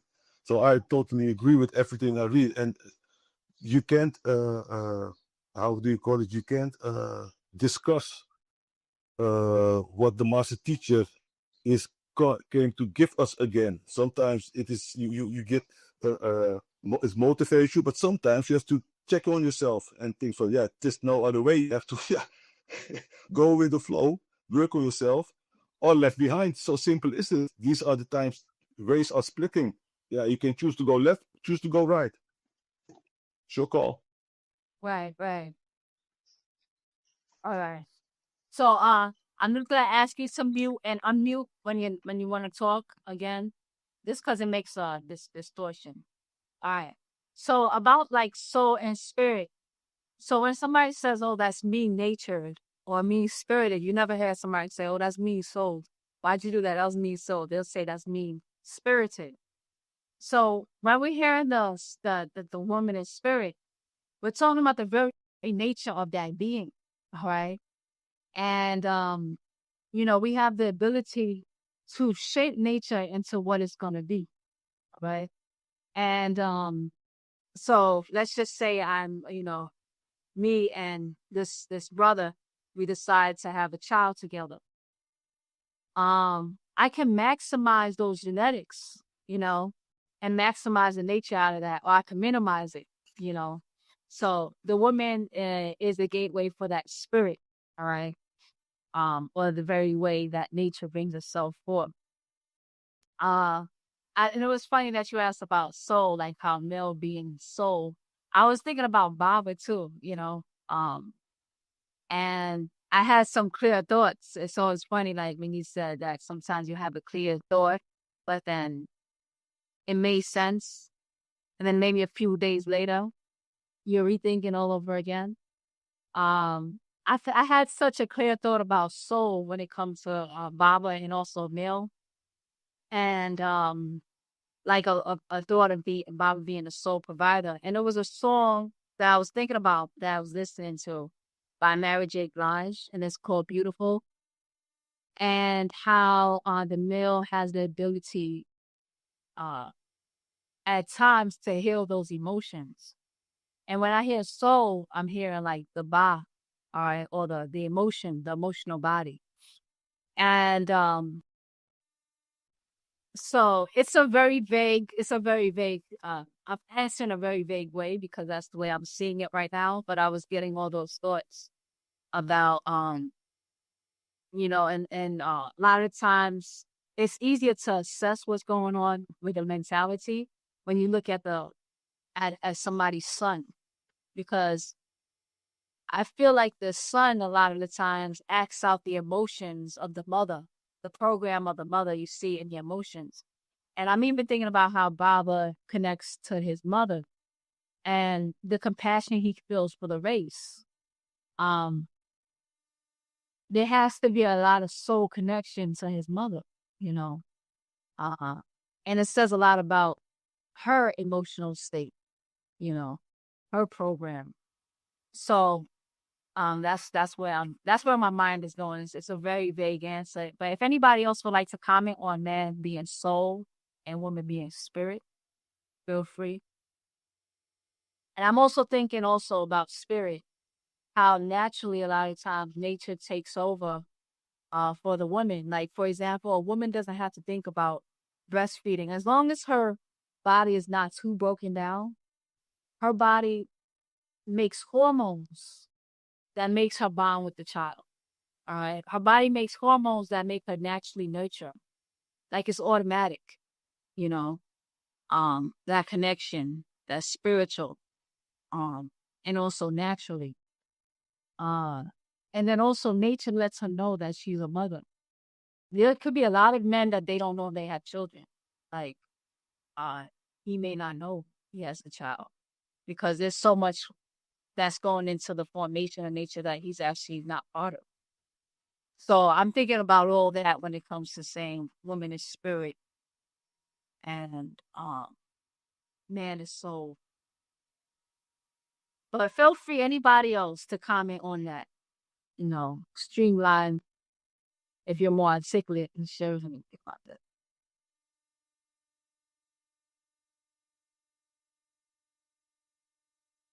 All right. So we can come back to that. I remember Bible also talking about a man being the soul provider as well. And also I'm thinking about that is actually what happens when a man goes with another race. So let's say Nagaru man, he gets with a Caucasoid woman. It's actually said that the man could actually pass the soul to the woman. That the woman actually gains a soul or he loses one. Uh unless he's already linked with a Nagaru woman to keep him in that soul connection. So how they can share in that soul, or he can actually give a soul as well. So he'll actually sacrifice his soul, and that woman now will have a soul in her family. I remember Bob explaining that as well. So I think that's all connected. Um, Question, a question. Um, does it can it uh, can it have to do with that the woman is raising you and nurturing you and creates you on this planet where you live, where you do all things what the spirit can do, and uh, when you go out of this body, then the soul Well, goes back to. it goes back to ether. But you know what? There's a chant that kind of addresses the question too. Yeah. Good chant. So let me read this chant. This chant is Tapalord Asu, Papush Anji. Alright? It's Freedom chant. And it says, open skill one. I mean in English. I'm gonna read it in English. Alright. O ancient ones, goddess, you all from whom birthed our ancestors and our families, from whom fashioned the soul. All right. So you still see that the soul is still being fashioned. All right. From whom were spirits, from whom were ether, from whom were flesh and blood. So the soul still being fashioned. But I'm seeing like how men are created for a reason, you know? So like, for example, Baba, it said that it was his mother's womb that opened the door because before Yanun came to him, Yanun actually went to his mother inside of her womb. And what she was going through, the rejection and just whatever it is, the longing that she had, it opened the door for Yanun to be able to embody in that child, right? And so now Baba, who works on behalf of he's really working on behalf of a feminine mission, if you really think about it. All right. And because he's the answer to what his mother wanted. So when you see across the board the mentalities of how our sons are, it says a lot about what's going on with the women and the because a lot of our sons are being born without that soul connection, without that compassion. All right. Some men they would just go, they would climb the side of a building for their mother. All right. And that's the way our sons were. Like that, they were the divine enforcer. And you're seeing men more and more don't have that, you know. Um, so I'm seeing that as well. Like the son is the one that went uh to the ends of the earth for the mother, you know. So I'm seeing how that's linking to that soul purpose because I think of a soul journey, soul purpose, soul provider. I'm hearing soul a lot. And also like the spark of the sun. And then you even know that suns, which doubles as the name soul. Suns exist in a bigger spectrum for a bigger reason. So I just see having a purpose, something about purpose and soul. And then for us, when we tapping into the soul, we're tapping into the oversoul. We still use our mitochondria to do that because that's where we get access to the soul. And I happen to have a picture. Let me go grab it. This is from one of my friend artists. He's a voodoo practitioner. But it's the sacred mother and child or the Haru. Um, and that's you see the soul around, and that's the sun. All right. Which technically could be a boy or a girl, but the sun. And she manifests her purpose through the sun. And you can see with various passions, right, which could become his life purpose. So I think that has something to do with it because I just think about how Baba tells his story about his story. It includes his mother as the very soul of Yanun. So is she still linked to it? Right. Thank you so much. I hear everything you say, and I will uh, I will work with it. Thank you. Yeah. Yeah, it's a work. And I just think that, you know, a lot of us are not really fully in touch with our souls right now. You know, we having a hard time caring. And the lack of compassion, like we saw our mothers go through less than perfect things. Like even with Baba's story about his mother and how he was born, you know, through an illegitimate uh birth, you know, and still having that sacred love for your mother. That's the soul. That's what brings her back to life. And oh, you know what else I'm thinking about the soul? There was this girl that I know. This is a real person that I know. And her hair was pulled out. She was very, very masculine. She said she don't care about a lot of stuff. She don't care. And I don't know what the child did to her, but she got pregnant. And whatever the child did, because you know that the child sends information, uh, it recalibrated her DNA. The child had the ability to recalibrate her DNA. Her hair came back full. Uh, it recalibrated her hormones, and she's very feminine now. You know, so that child was some type of soul healing for that woman. Mm-hmm. Okay. Hmm. So Okay. I'm thinking also like after so much trauma, because we're talking about generational trauma, and I'm thinking about mitochondria. Uh, what's the name of that scroll? Elixir Life. That scroll. It talked about how men had the ability, if a man's turned on, he like a man doesn't pass mitochondria. He doesn't have Marcuzette. Let's mute your mic for 1 second, Jamal. You could unmute just because it makes a distortion. Tower that.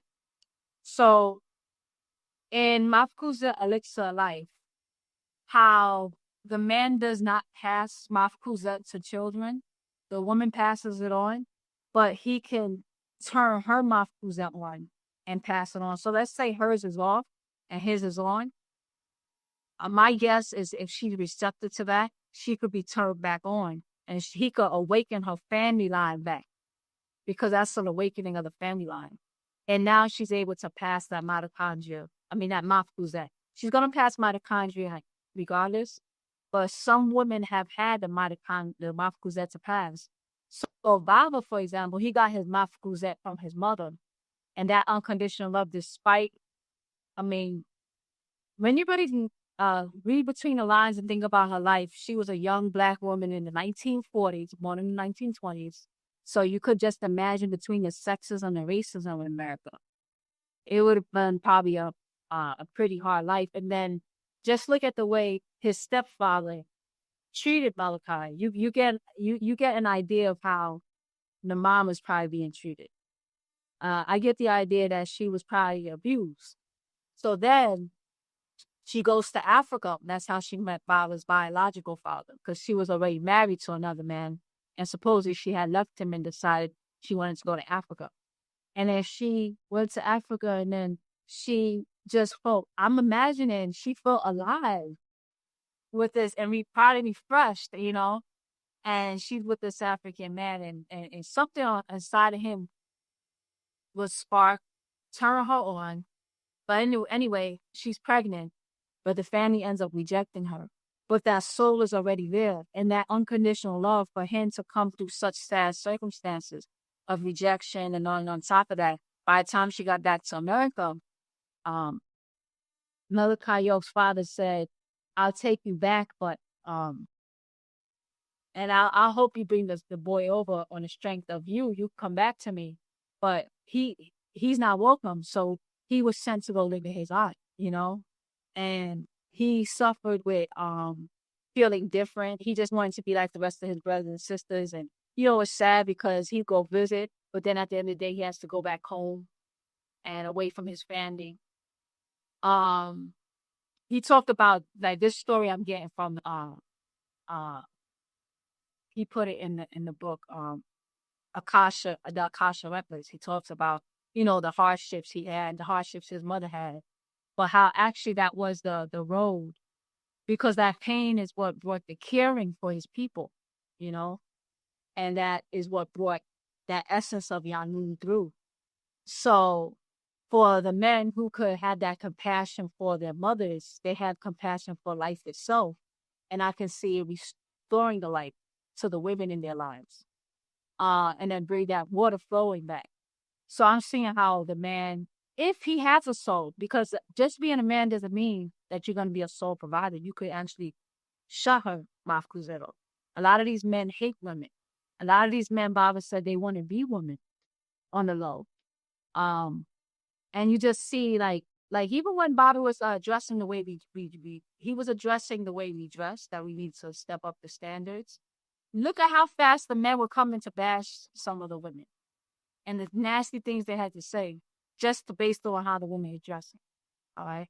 Something they don't know about is the compassion. All right. Whereas you see Baba being the sole provider, he found us in our worst state and slowly helped to rehabilitate the people. All right. So it's like he said, no, you don't look down on somebody unless you're helping them up. All right. So I'm thinking if you still have the soul, you have that compassion. A lot of us, we don't have the ability to care. And we see a woman she's not at her best, and we take that as an excuse. And that's my invitation to take all the frustrations out on whatever my mom didn't do for me. I'll have somebody to justify this hate that I have.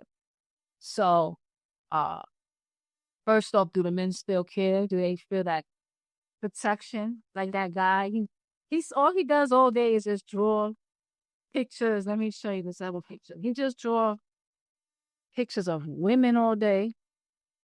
This one is really powerful too. And this is the art piece.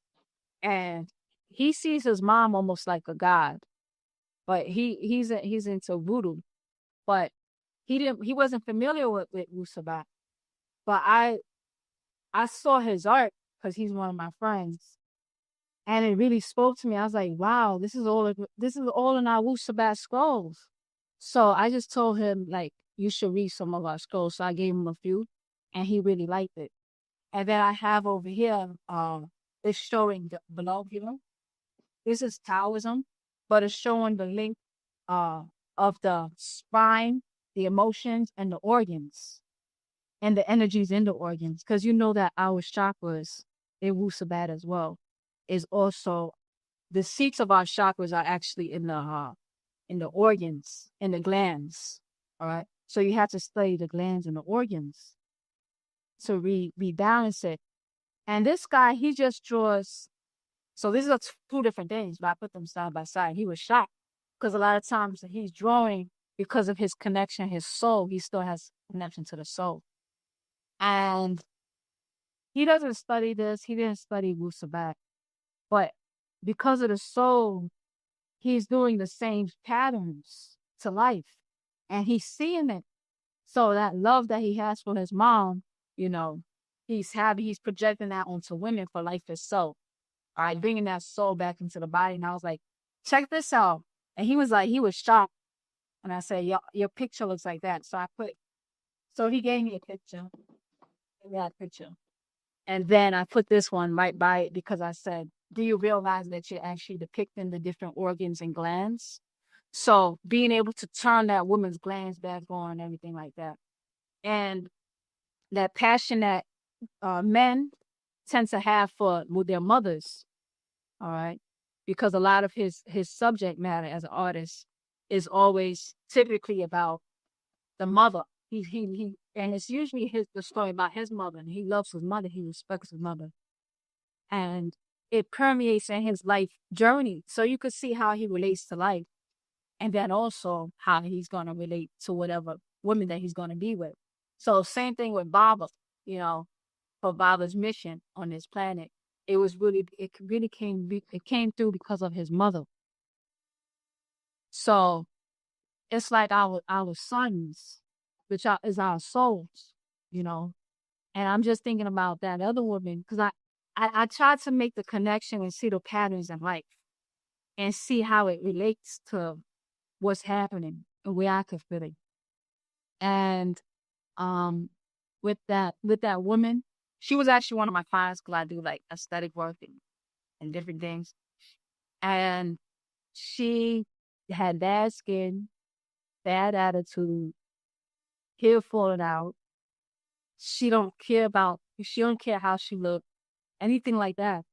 And it was like, it was miraculous. Like her pregnancy reformulated, reconfigured, and she just became like, it turned something on. I don't know, reshifted something, and everything realigned and reconnected. And I'm just like, wow, something was turned on. So she got with the right man. It was a good match. And he had to feel some type of way about her. That's just what I'm assuming. He must have felt some type of way about her, about life itself. Because if a man, for example, these are two different people. So that's the woman, they don't know each other. But this is the kind of art a man is painting. And this is how he feels about his mother. And so much so that he's intuitively aligning with all the glands and organs. All right. Because I ended up getting this much later, but I was like, something about this. And then also in our scroll, natural ether energy. If you look at this art and then you read natural ether energy, you realize it's very similar. You look at this art, natural ether energy is very similar. And soul is something that you just have. Some people, they're doing it really from their soul. And that's very healing. So that's the best way that I could think about how that soul and spirit is linking to each other. That Thank you, Samantha. Thank you. Yes, it's called somebody else. What do you take from the scroll? What question that you might have, or even something I might have said? How you feel about it, or the scroll itself? Feel free to unmute. Call somebody. All right. So I'm gonna call on Zamaltat and Success Amuntat. What's your thoughts about the scroll, or in general?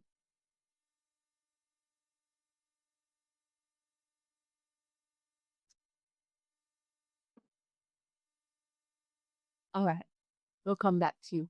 Zamaltat Linky.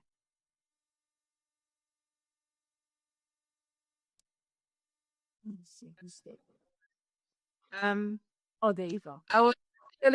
I couldn't connect for like an hour. I literally just got back as we're reading the last, the last sentence.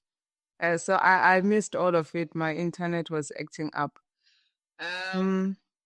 But I think it's a very interesting topic that relates to women.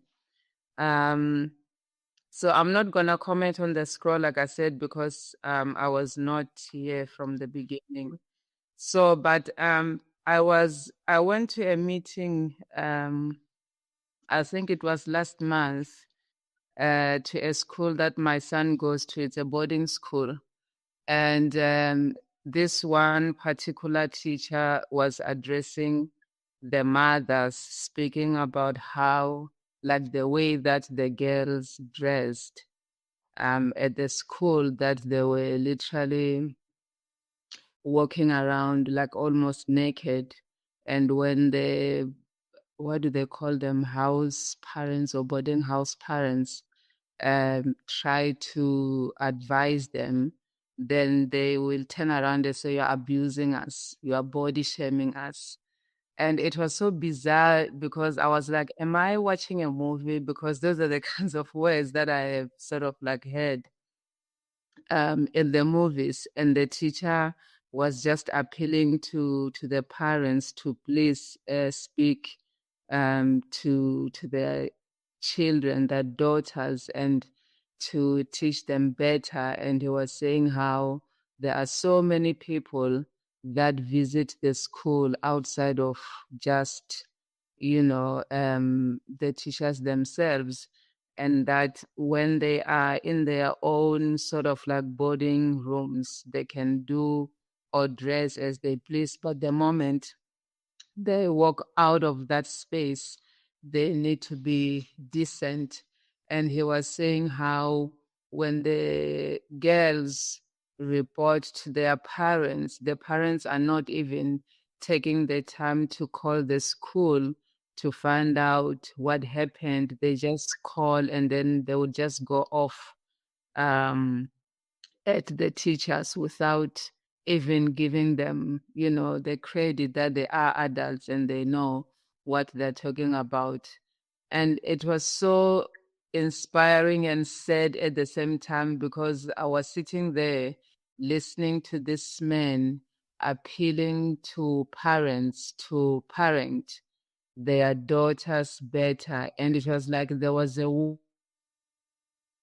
and the parents, because they want the girls to be decent, and the parents are just like, our children are free to do whatever they want. So yeah, even though I missed, the scroll, it's very interesting because it's happening everywhere, and there is a need for that decency.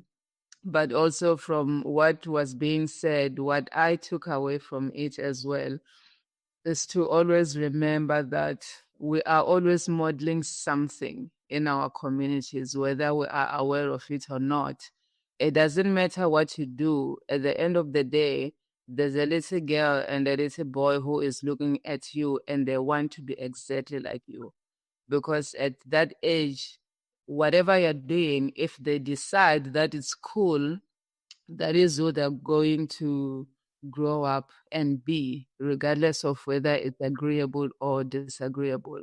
So that is something that is always at the back of my mind.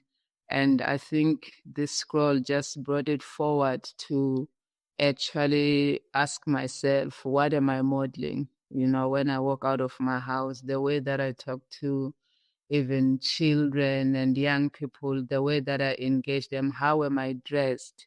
What does my hair look like? Am I a proudly African woman, or am I trying to be something that I am not? So yeah, that's what I got out of what everyone was talking about towards the end. How it had. And it's interesting because just over the years, as we read the scrolls and then we have our experiences and then we observe the condition of our people and the whole dynamic to society and how we've been treated and still, um, it's just like just seeing it so clearly now, how deeply conditioned we've been. And it's like, wow. So just getting a different perspective of what Bob was here to do, like, to clean up the filth, as he put it, made by the West, what I was saying back in the day, but it still applies. It just really overstand the conditioning. And as we heal ourselves, then and have that compassion for ourselves, we can extend that same compassion to others. It's a lot. This scroll went to a lot. Just brought different things to mind. Like, I mean, one of the things I thought about was how men are always, a lot of times men are always quick to call a woman masculine, but I mean, in here it's so that she gave you your masculinity. Everything comes from her anyway. And then I remember one time Bob said that aggression is a feminine trait. Because when you look in nature at different seasons, the most fierce of a species is the female. So different things come to mind. And I'm just seeing how everything is still happening. And we're being grateful to be on the path of even to have the awareness and to really see the layers and the levels. What's also been helpful for me is not just reading the scrolls, but just seeing some others of our race just bringing different levels of awareness that align as well. Like, I love listening to Dr. Umar. Like, I don't care what I say about him. I love him. I love his fire. I love how he gets, because he speaks facts. Like, and just just with us really having that care and that love for ourselves and each other again. Right. I didn't hear I said I didn't hear everything that I heard bits and pieces that you were reading because I was moving about. But and even in here it says now I'm at a topic of soul, so many layers to it. Yeah. Because in here it says she is the body in which houses the Ka, into whom descended your masculine soul. So I think it's so many layers to that Baba still, has to explain. Really, he said he's explained a lot, but he said we really won't, our comprehension of it is really limited because we're in these physical bodies. Fine. And I remember Baba also saying that a lot of these lessons are really our children will get. Like we won't really get all of them. Mm-hmm. Because we'll be interpreting the message where they'll just be born into it.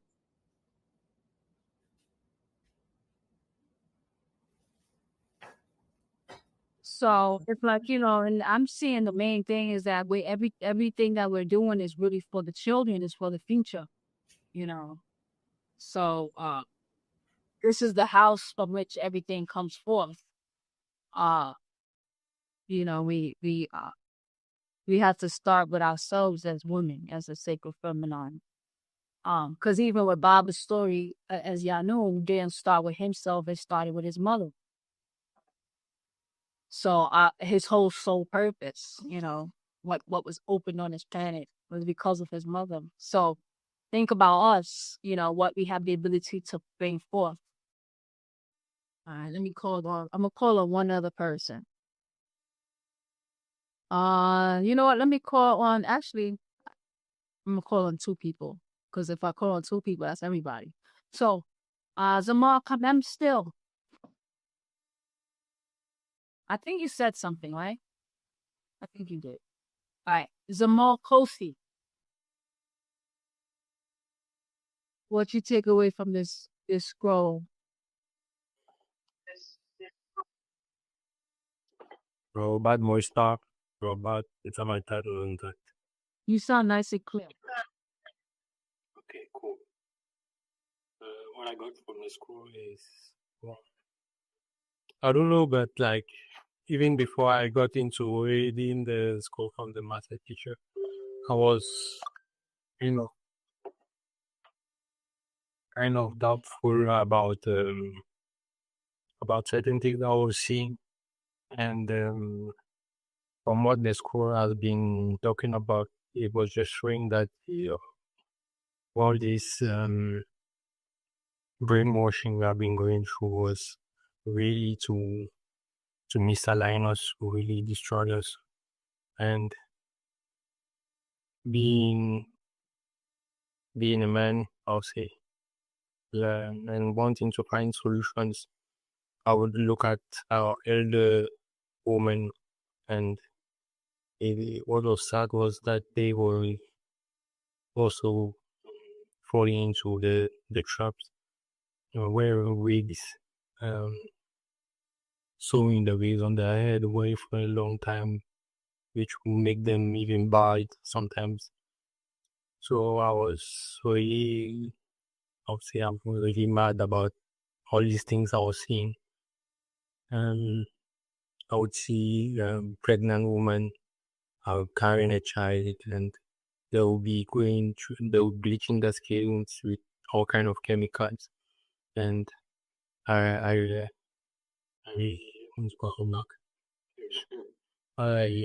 kind of saw how it was affecting their child. Their child will come out with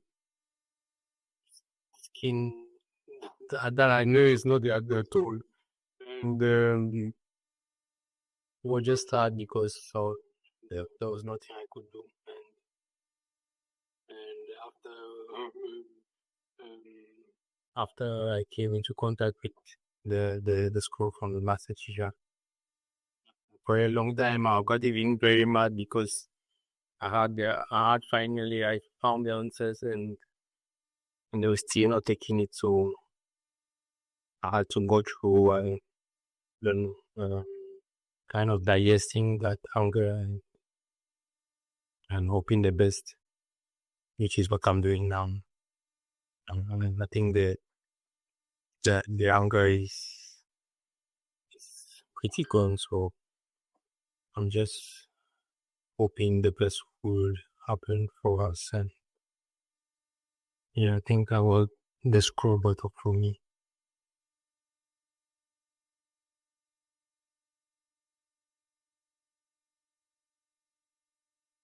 So I have for sure in that, you know, and a lot of times we have to embody things, you know, um, so that the children could look up to something else than what is being programmed on all of us. So much brainwashing. So if we start with ourselves and we start upholding better standards, you know, the children have that to look as well, you know. So there's a lot of things from reading this scroll, there's a lot of corrections like I'll have to make as well. Like for example, I love traveling and doing things by myself. I really do. But it's like with the state of this planet, there's a reason why that, uh sacred feminine shouldn't be doing that, right now. And I could find every excuse why I'll continue. And I'm gonna say, yeah, I'm gonna continue. Because I maintain, I work and all these other things. But this is the importance of us now creating an environment so our children don't have to compromise, you know, and we could usher in a better reality for them. For what we can do, we do the best we can. And what for us to have also our sons, it starts with the next generation too. Because when you listen to a lot of men talk, there's a lot of anger, but you could tell it's really hurt because of what he watched his mother do or not do. So, for us, educating ourselves and embodying it, we have a generation of sons that appreciate their mothers, that respect their mothers. And then you have a generation of daughters, that respect themselves, and they see their mothers respecting themselves. So, so that we usher in a new reality, even if we don't live everything, in this particular lifestyle, we're ushering the way that our daughters can. That's why we're educating on our daughters as soon as, from the time she's young to the time she's entering her womanhood years. We let her know things from the beginning. A lot of times we learned after the fact, So, and then we're embodying things, and our sons are looking up to us, and they seeing the mothers that love themselves, and it encourages him to love himself, and it makes him proud to be part of that race. And then he protects that race, So, that's why Bible says it's all for the children, So, and us being mindful of the kind of parents we're choosing to procreate with,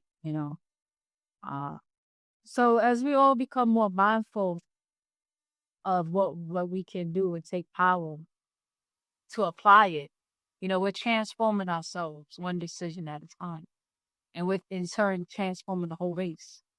And that's a multi-generational healing, because we didn't get in this state over one generation. It wasn't one decision I made in this generation. It's decisions that led up to the decisions. And why do I do the things I do now? A lot of the things that have been done before me, So now if I want a different outcome, I have to watch how I walk, watch how I talk, the tone of voice, Do I speak life into the children? Do I carry myself like I care? When I'm looking up to being an adult, I have to be honest. Would I want to be that adult? So when you think that you're interfacing with children, you have to think, am I somebody that I would want a child to be? All right. And a lot of times it's no, because you have these women, they're insecure, or men. All right. They have all these, and it's like, you rather be Beyonce. I'm being honest. If I was 12, would I want to be like this woman, or would I want to be Beyonce? And it's like, it depends, you know? So we have to be mindful of that. So walk like we care about ourselves. Talk like we care about ourselves. Present ourselves like we care about ourselves. And I'm not hiding. I'm not ashamed of how I look. I'm not overly covered. I'm not showing too much skin. You know, it's being mindful of the impact that we're having. So, anybody else like to say anything? Yes, Kosi. Yeah, you kind of talked about something like yeah, like how about this kind of not setting the good example in all. So I wanted to say toi, yes. So that's Yeah. I'm just thinking, like, when you hear Baba talk about his mom, it's a lot of respect. Like, he respects that woman. And, you know, I'm using this of the artist that I was talking about his art. The way he paints women when his mom is not here anymore. Every painting is like a prayer to his mother, the way he talks about her. And it's like there's no way that he could be who he is without. And another person that's like that is you notice a lot of great men that's doing things not from ego, because there's a lot of great men that did things from ego. When they're doing things for love and compassion for the people, it's usually because they feel very strongly in a positive way for their mothers. And our mothers, we as women, we have the power to have our children respect and look up to us once again. You know, a lot of our men are really heartbroken. The first heartbreak is coming from the mother, you know. So we have to turn that around. Another person who speaks so highly of his mother is Fela Kuti. Fela Kuti, he's considered the godfather of Afrobeat, Nigerian musician from the 1970s. And his music was so charged, like with uplifting of his people, very politically aware, and bringing speaking pride back into the people. But his mother was actually a female advocate, and she was the first woman in Nigeria to drive, because at the time women were not allowed to drive. She was the first woman, and they actually assassinated his mother. They threw her out of the window, soldiers. And at one time, he just wanted to have fun. But when he thinks about his mother, and then he was sparked by also coming in contact with other women that made him more socially aware. When he came to the United States, he said that's when he became more socially aware, and he appreciated what his mother was doing. But that seed was already in him because of his mother. And she was advocating for us giving back the colonial powers and the sacredness of our mothers. So you see the power of how we can rewrite and the quality of children we can have again, you know.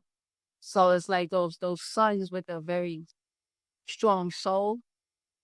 It's not happening without the respect of their mothers. All right. And you know, in Baba, he said that there's no him without her.